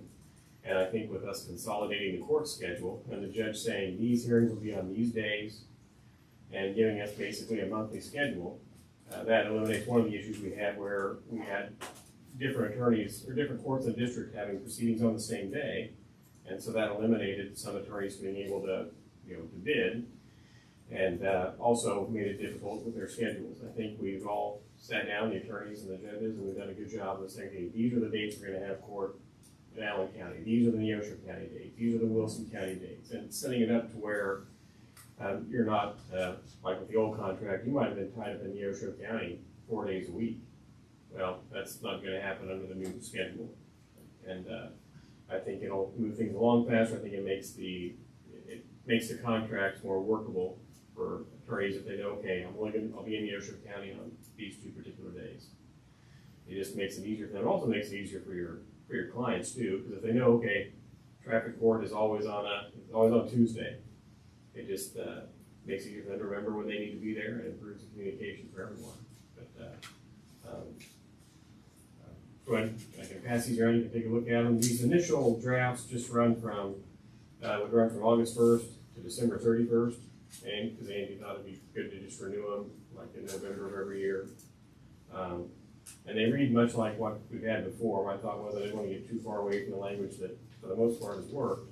I did add a provision on availability. I did add provisions on the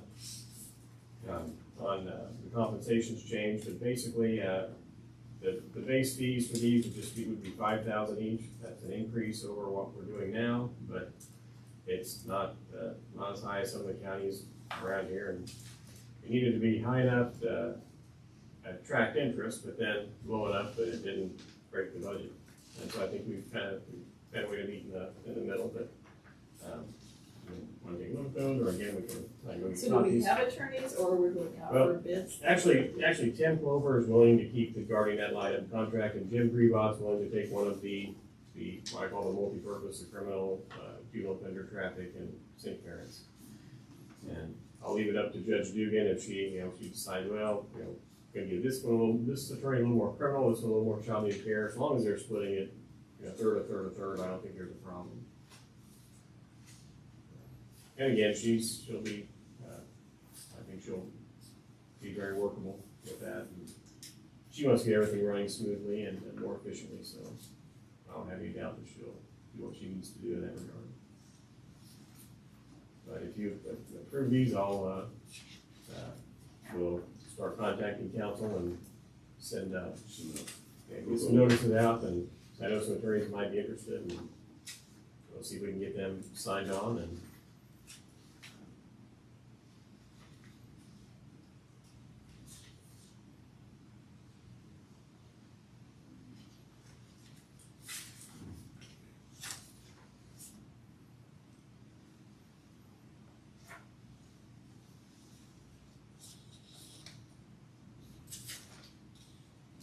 how would that work if you have multiple bidders or part of those contracts? I didn't know if, or is this just gonna be fixed to whoever wants to take that bid? If they had some other attorney that maybe say, hey, I'm not gonna take some of these cases, and, but I only want to take a certain kind. yeah. That was something we struggled with a bit, and just been talking to folks, it was like, we don't want to have 8 different contracts milling around. So the thought was, we start with 3 of them that are equal in scope and equal in compensation, and then if we have to break them down somehow to get those positions filled, we would consider doing that. We wanted to at least start with just. I was just thinking caseload or something, I said, I'll take case, but I wanna get every case, and it might be overwhelming to them. And again, these things are gonna ebb and flow, and that's part of what, and each attorney handles those types of cases a bit different. And it also depends on how much support structure you have in the office. That makes a significant impact too, but that was another part of it, you need to, the bid amount needs to be sufficient to support that infrastructure in your office.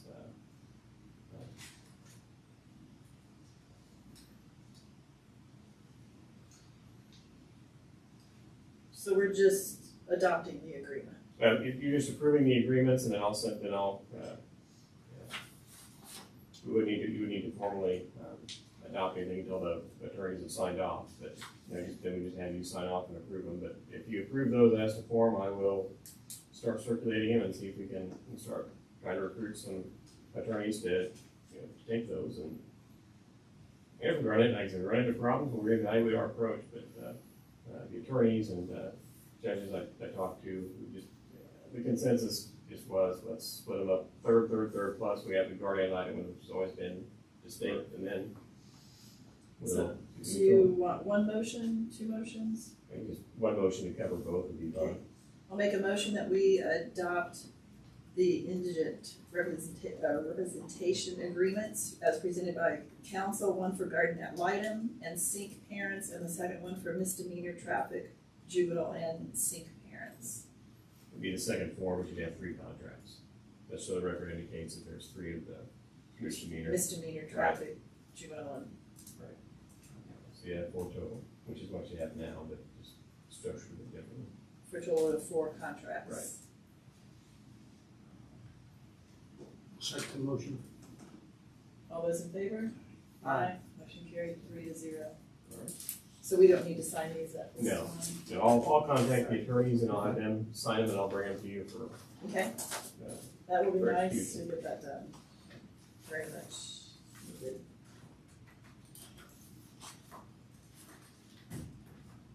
Okay, that is the end of our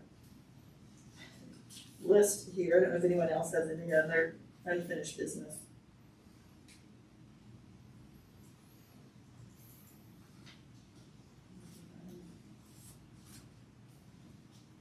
Did you need review? Nothing else unfinished. Okay, you wanted an executive? Yes. So I'll move to recess into executive sessions to discuss personnel matters of non-elected personnel regarding the health department for 15 minutes to include the commission and council. Yes. Do you need HR? Yes. Yes. To resume back here at 4:15. Second. All those in favor? Aye. Motion carried. Let's make that 4:20 and take a little break. Stand up. Yeah.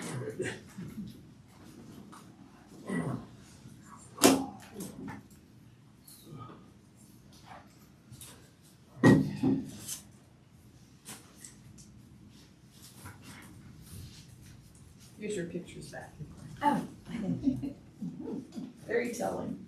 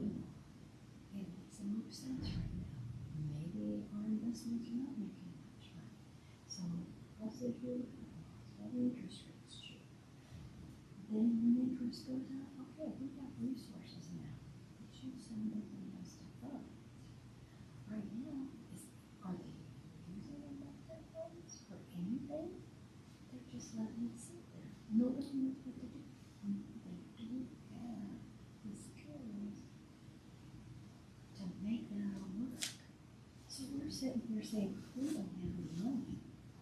Well, how are we gonna do that? Well, instead of $5 million for domestic violence.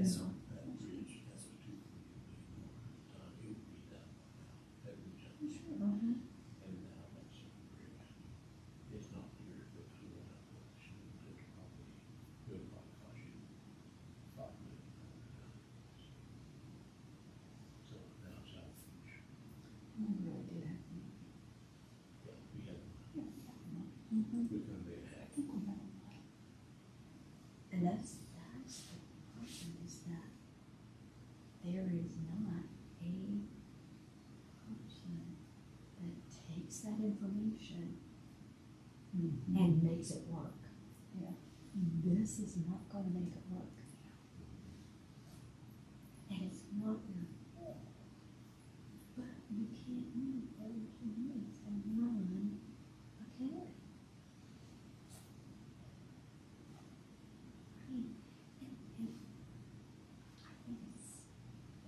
approved, please. I don't know, I just think there's stuff that.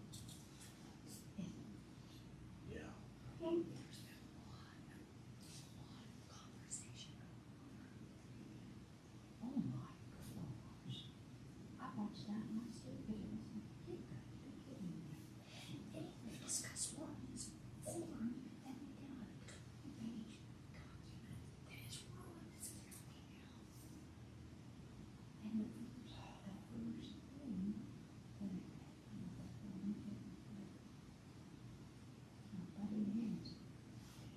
Well, just stop. I just don't get it. It's like, really?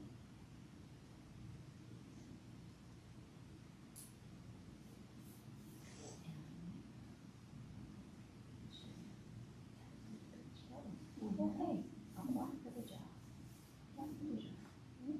What's nice? Here's the people here.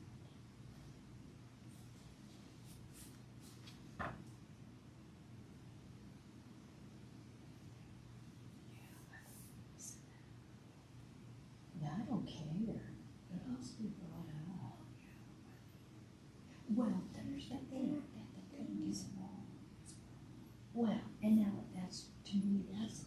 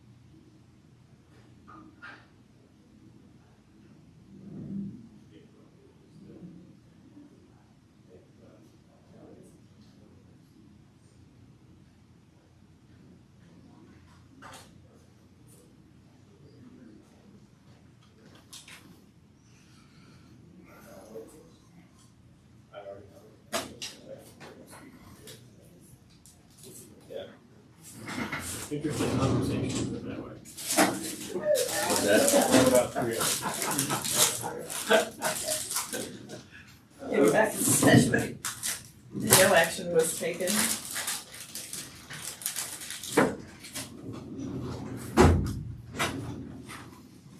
Let's see.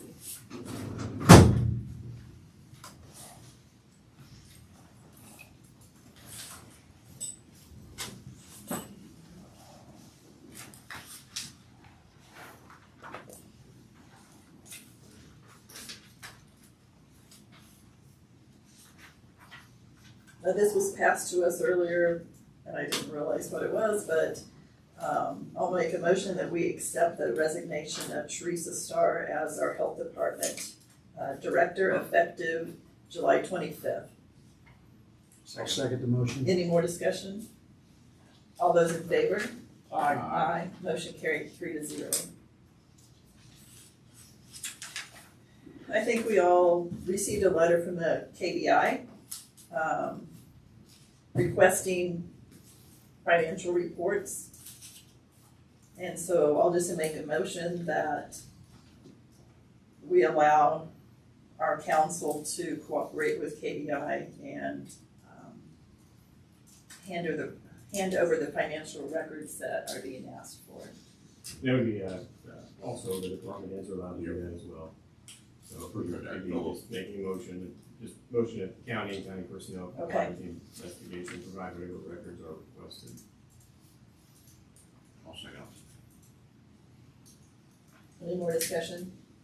All those in favor? Aye. Motion carried 3-0.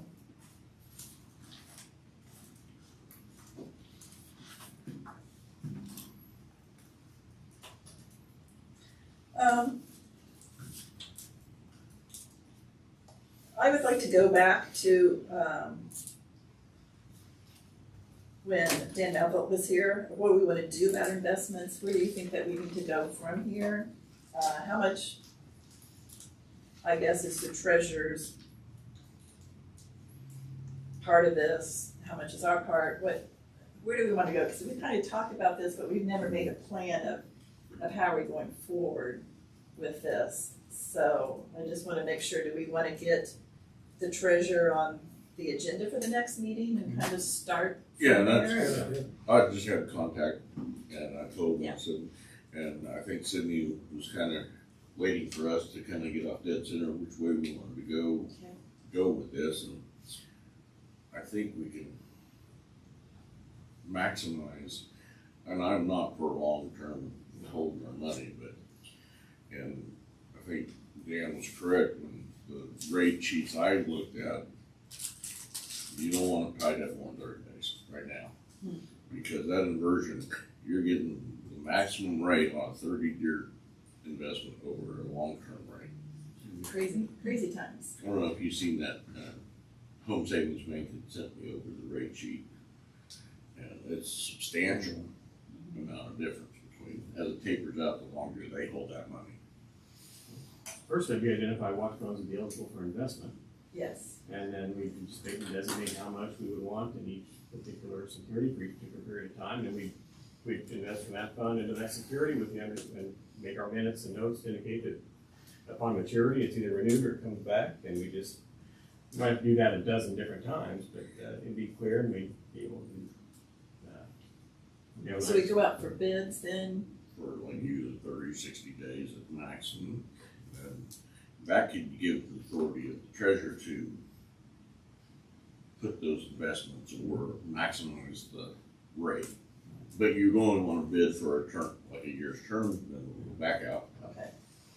But we would renew every 30 to 60 days. Give this bank this much option. Solicit new bids every 90 days. I don't think you do it every month because by the time you get processed, but maybe because since the interest is going kind of up and down and the terms are shifting consistently, probably wouldn't hurt to just basically, if you're doing 30-day investments or 30-day, 60-day, you can do a review every 90 days. It wouldn't be too much for a bank to print you off a sheet, and then just every 90 days, you're like, okay, we have CD number 1, it's matured, we're going to reinvest it in Community National Bank. CD number 2, it's matured, we're going to put this in Bank of Commerce or Home Savings Bank. I mean, you could look at the different rates from the different banks every quarter. So then we also compare rates with the Kansas State pool that we're involved in. Right We now, have the some 30-year rate's more than that, or the 30-day rate. 30-day. Yeah. And that's what I assumed, but that's something we still want to keep an eye on, right? Or maybe short, well, yeah. Well, I was shocked at some of the current local rates myself, but hadn't. Okay, I just don't want to kind of, I The think now is benefit the time. to local banks is expansion. They have those funds available to in their portfolio, allows them to loan more money or expand into different territories with their banks. They're safe, but it's still there out of the deposit to them. So do we want to put that on the agenda then? Or talk to Sydney, I think?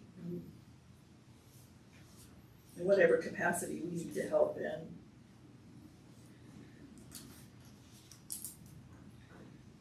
It's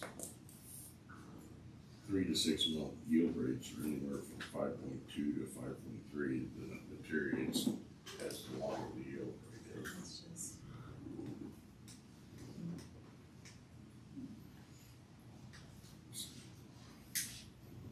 It's better than point whatever we're getting.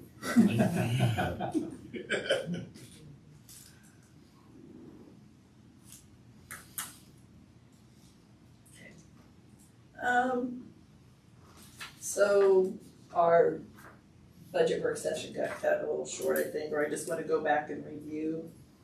So we have another one scheduled before our meeting on the 25th. I had someone asked about department heads, whatever, we could just meet in this room. I would like to review the financials just for 6 months into this year, kind of explain how we're looking at that going forward to 2024. My question is, I guess, what you guys have done in the past, because we've never really had department head meetings, everyone gets their own budget. Do you think it would be profitable for the department heads to see the overall budget? They should have access to where we could get them a draft of what we're I can email it out. Some of I them just- haven't seen it, but yeah. I mean, because that's what we're looking at. I mean, we're looking at every department, but if they just see their department, they don't get to see the whole county of how we're doing, where we're at. I just think it'd be beneficial. Whether they all look at it or not is up to them. But I think that's what we have to look at. And they can kind of see where they're at. The overall effect is what you're talking about. They don't. Right. They're worried within their world of one pot department instead of saying, well, we have to see it as a whole. Right. So I wanted to review also draft 2. So just my understanding, because I know from draft 1. So what are we looking at? Do we need to decrease the budget by a certain amount? Dollar-wise? That's a few. No one's really said what the goal is. Right. Draft 2 represents a 48.189 mill rate, which is basically saying exactly where you are currently. It doesn't support any other transfers. There still could be some transfers done if there's something you guys need or want to do any transfers outside of the 2 million wind farm, the 300,000 road and bridge, and the 5,000 special auto, 5,000 special auto into general. And then the 2.3 from those 2 spots going into special bridge. But this budget, draft 2, it leaves you with ARPA funds that you have now, which is right around 500,000. Potentially leaves you with the May installment, 1.4 million in your wind farm. It doesn't touch any transfers of funds we already currently have in special highway, special bridge. So we have all of those still, available to us.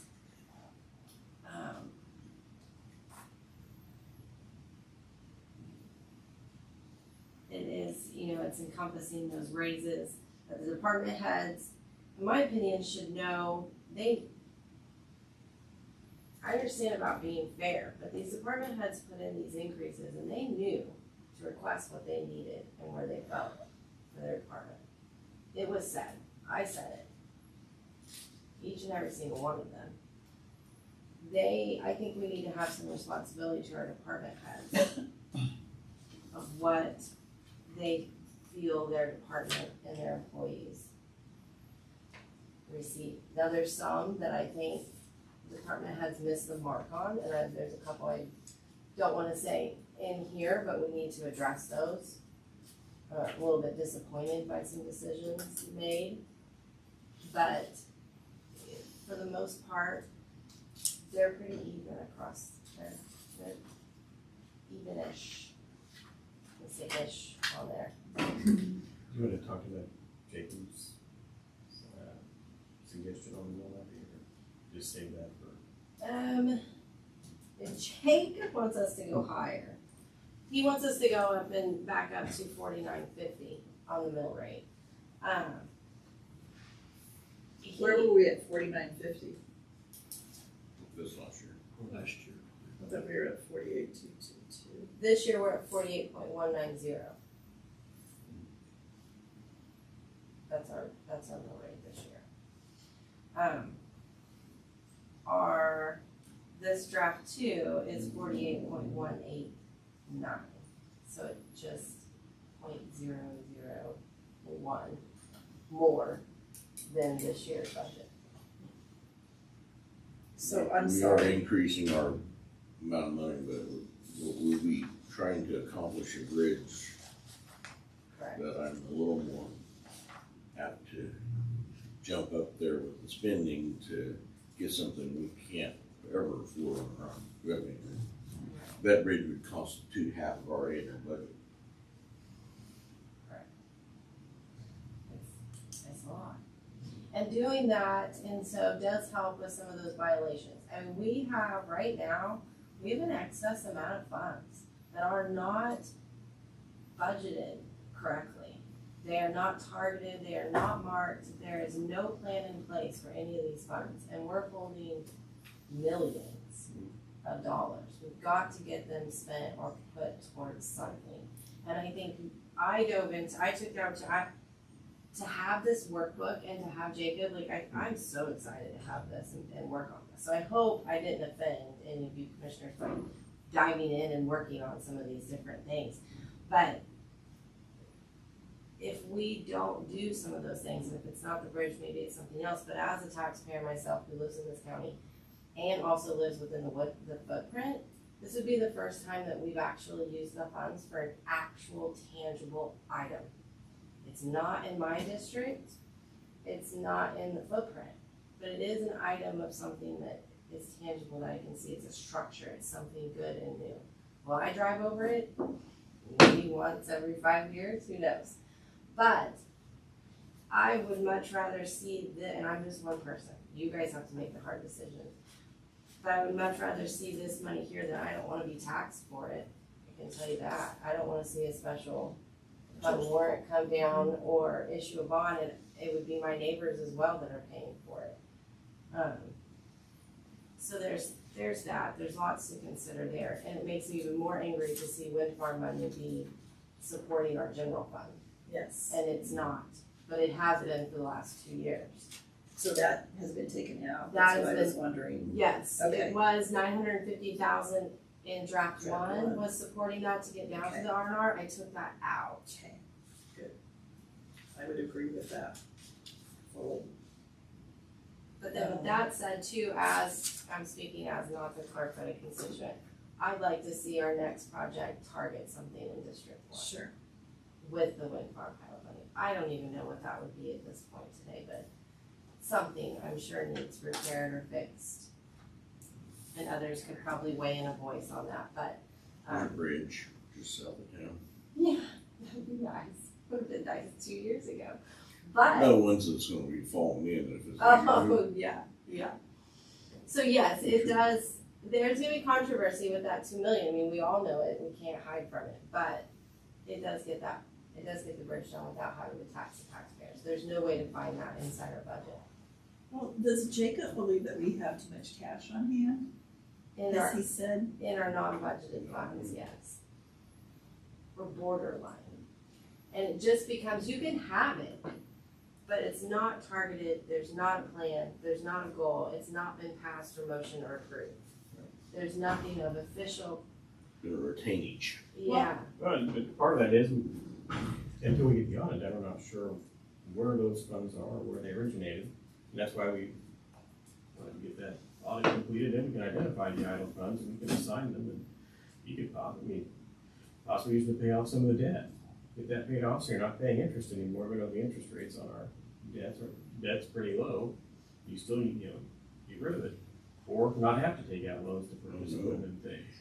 If we get 4 to 5%, you might want to just invest. Maybe, as I said, we get those use different that options. as interest as your payment. You got those You're different gonna, options. You know what's out there. Put that interest in a high yield, then pay those lower interest debt. Yeah. Keep. But you could take that money to pay off the loan, put it in an account, just let the interest pay the debt, service the debt. But I mean, you're gonna have lots of options. The problem is we just don't know how much of those options we have. I mean, I know that one afternoon, Sydney sat down and found about $38,000 that we could immediately move and close out a couple funds. Right, she's found another 60,000. Yeah, I'm gonna say, once you get back looking for them, and I think there's a lot out there, and I don't know if it's millions, but there's enough out there that we can use it to make a difference, and it can give the county some options. But we can identify needs, target them, and. I look at the CDs, because they haven't been touched 30 years. Yeah. Yes, you keep bringing those up, so we should look at those. Those CDs. Okay. So. Need gone. Well, because if you look at our cash on hand, it basically is what our budget is. Yeah, it looks that And way, but. so when I went to that workshop, they were talking about you should have enough cash back for 2 to 3 months of your budget. Mm-hmm. So then I'm thinking, well, we have a whole year's worth, don't we? Well, maybe. So I mean, those are discussions to have with the auditor. Right. So, I mean, yeah. Spending that That's, budget, I that's guess. the float. That's, Is what you would consider the float of I mean, money. it's You're good floating news. money. You're right, You're yeah. float, yeah, it's good to be flush, but how much is too much Right. flush? Right. Float across. so, I mean, I'm very excited. I'm glad that we did this, that Jacob's on board, and that I think it just brings a new light to everything, and it's had everyone look at all of these. I appreciate what Heather and Sydney have put in the time and learning. Thinking at night, coming back, and like, ooh, what about this? I forgot. We don't need this anymore. But weirdly, I enjoy it. Anyway, we still want to be responsible. So, okay, that's just where I was at. So technically we're looking pretty good on draft 2. So the R&R though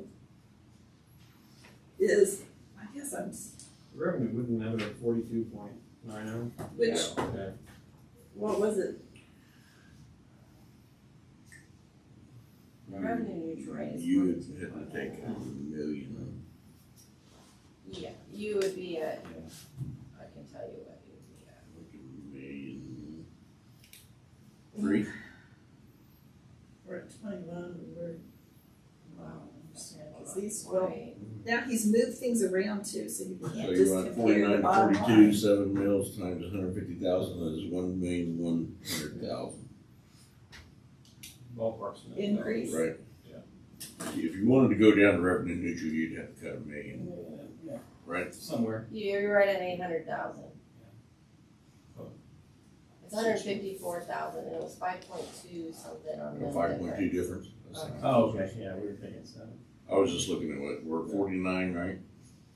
49. So 48.189 That's wrong, okay. minus your revenue neutral, which is 42.909.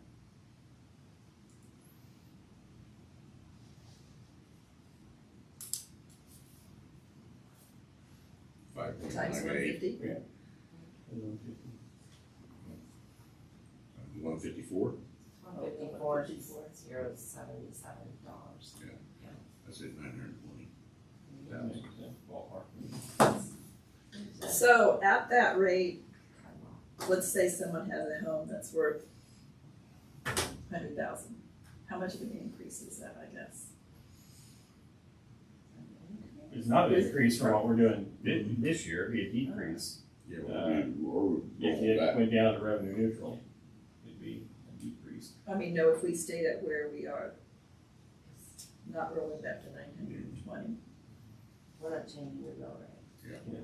You're staying where you are for Okay. 20. Right. We're below it. That's what draft 2 represents. I told Jacob, I'm like, these are the changes, get us down, and so then that's when we started the discussion. We're 0.001 higher than we are this year. Okay. 0.001. And I'm sure I could find the 0.1 somewhere, 0.001 somewhere. We wanted to be super. Well, I mean, there's still a few things that we have questions on. But I anyway. just looked at that bridge project. It is a major thoroughfare. That is the highest traffic road in this county. I mean, those 3 road and that 1 road corridor is lifeline between Allen and Neosho County. And that generates a lot of bedroom access for people living in those towns and shopping in both towns. And I just, There's different things that we'll have to work on out that going through this, and because I have the access, there's things after we decide that we've set the budget that we'll have to work on together and involve department heads, because we need to clean up some other things. Also too, in here, I did have Jacob go ahead and separate on, it's on general detail, but you can see, and I'm not sure what page this is on, 6D. I had him break out. Do you think there's been a constant ongoing confusion about health insurance and how much? So he did a basis on an estimate off of this year. And so you see that breakout. It's capers and KPNF, payroll taxes, and then you have health insurance, and then you have other. We included other because our 3rd year is up on our contracted rates for Delta Dental and our vision. I locked those in. But we look really good on on our claims and things like that. So I don't think we'll be too off there. But that's what the other represents. So I'm hoping that's kind of helpful for you guys. And I think it's helpful for anybody who grabs a copy of the budget and can see those things as well. So we did, if you look through, I did have them rename certain things, just so it makes more sense how we know them.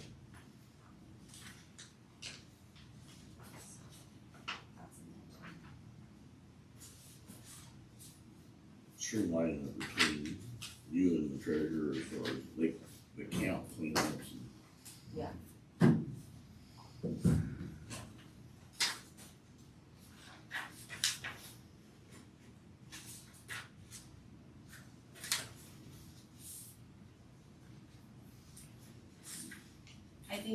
I think I talked to just briefly, some of those things that the sheriff, it's been on my mind, some of the things the sheriff shared at the budget work session downstairs. What are some of the things that he's needing for purchased items, whether they're necessary by statute. But I think those are things that we should list. And I'd like to see those things, if we know them, we can list them here in the budget, wherever, whatever fund we're gonna list them in. And have that there.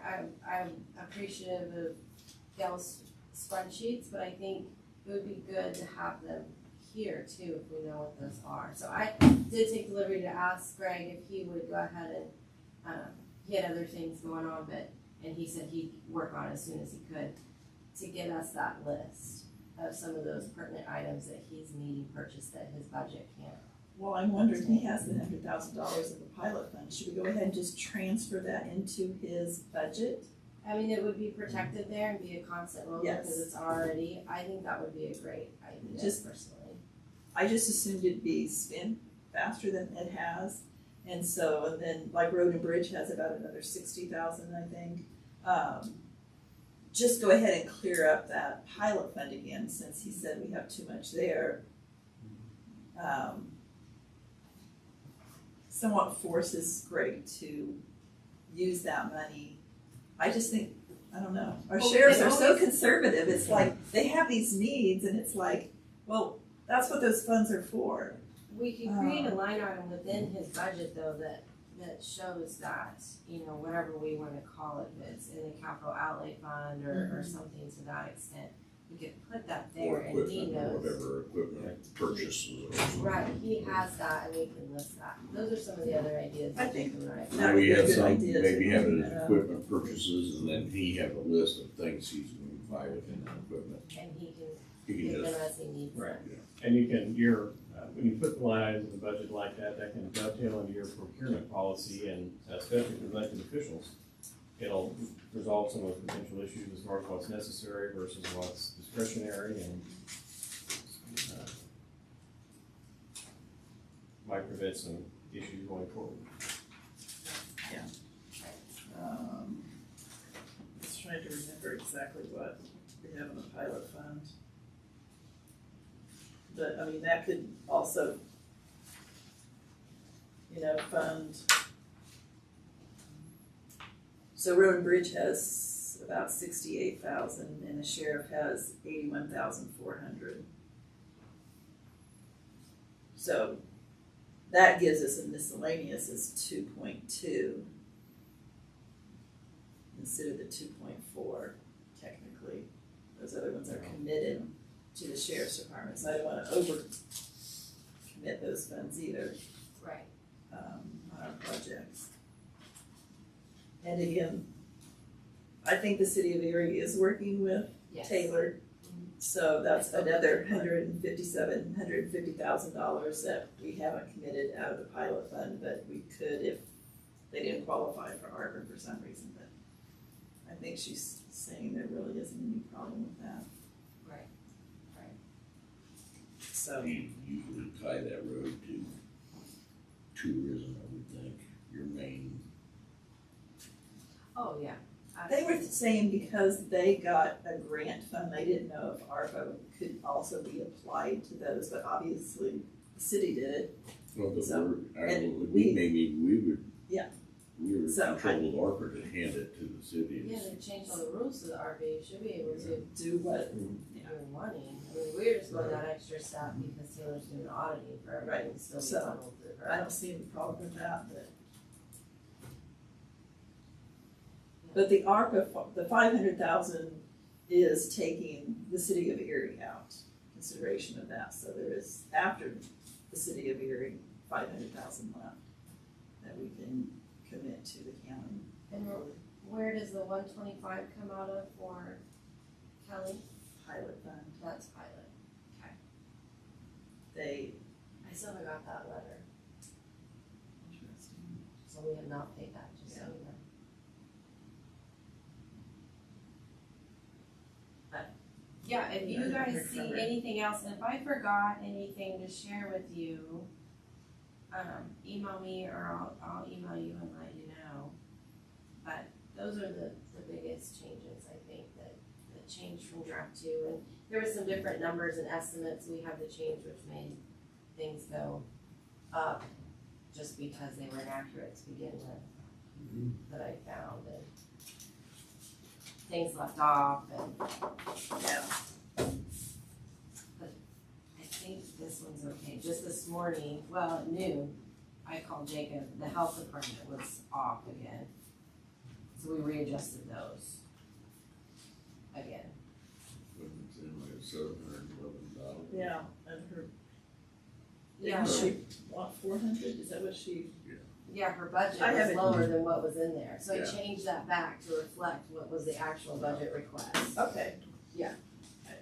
Yeah, I didn't just catch that till haven't. noon today, but yes, this draft 2 shows that change. Okay. Yeah.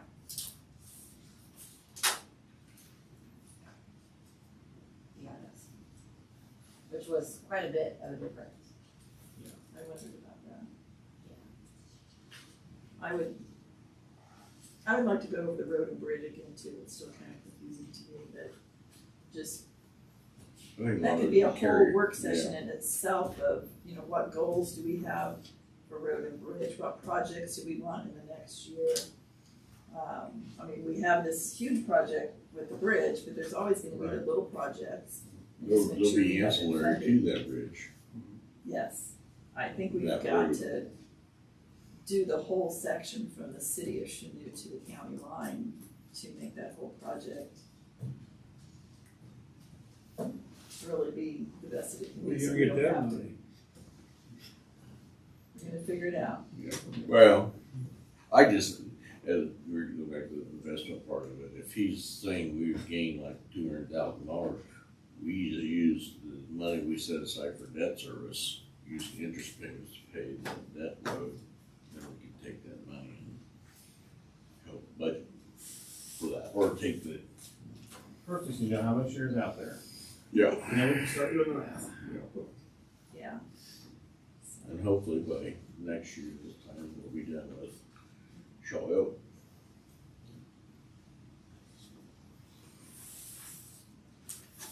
But the math I was looking at when we were here last was, we can make real close, we'll be real close. We have enough to almost make the next 2 years' payments on that. Well, I still would like to see some improvements on that section of road that needs to be done, that intersection, and the flooding problem that we have. Because we know those problems, and if, where are we gonna get the money to fix those when we do have the sales tax? Just when you hand it over, you just want the road to be in good shape. So, that's just my opinion. We have the money there, you know, another month or two, and we can have a good shape. I'd like to be restriped, but I don't think that's an improvement. It's, that eventually we'll have to spend the money to restripe it, but anyway.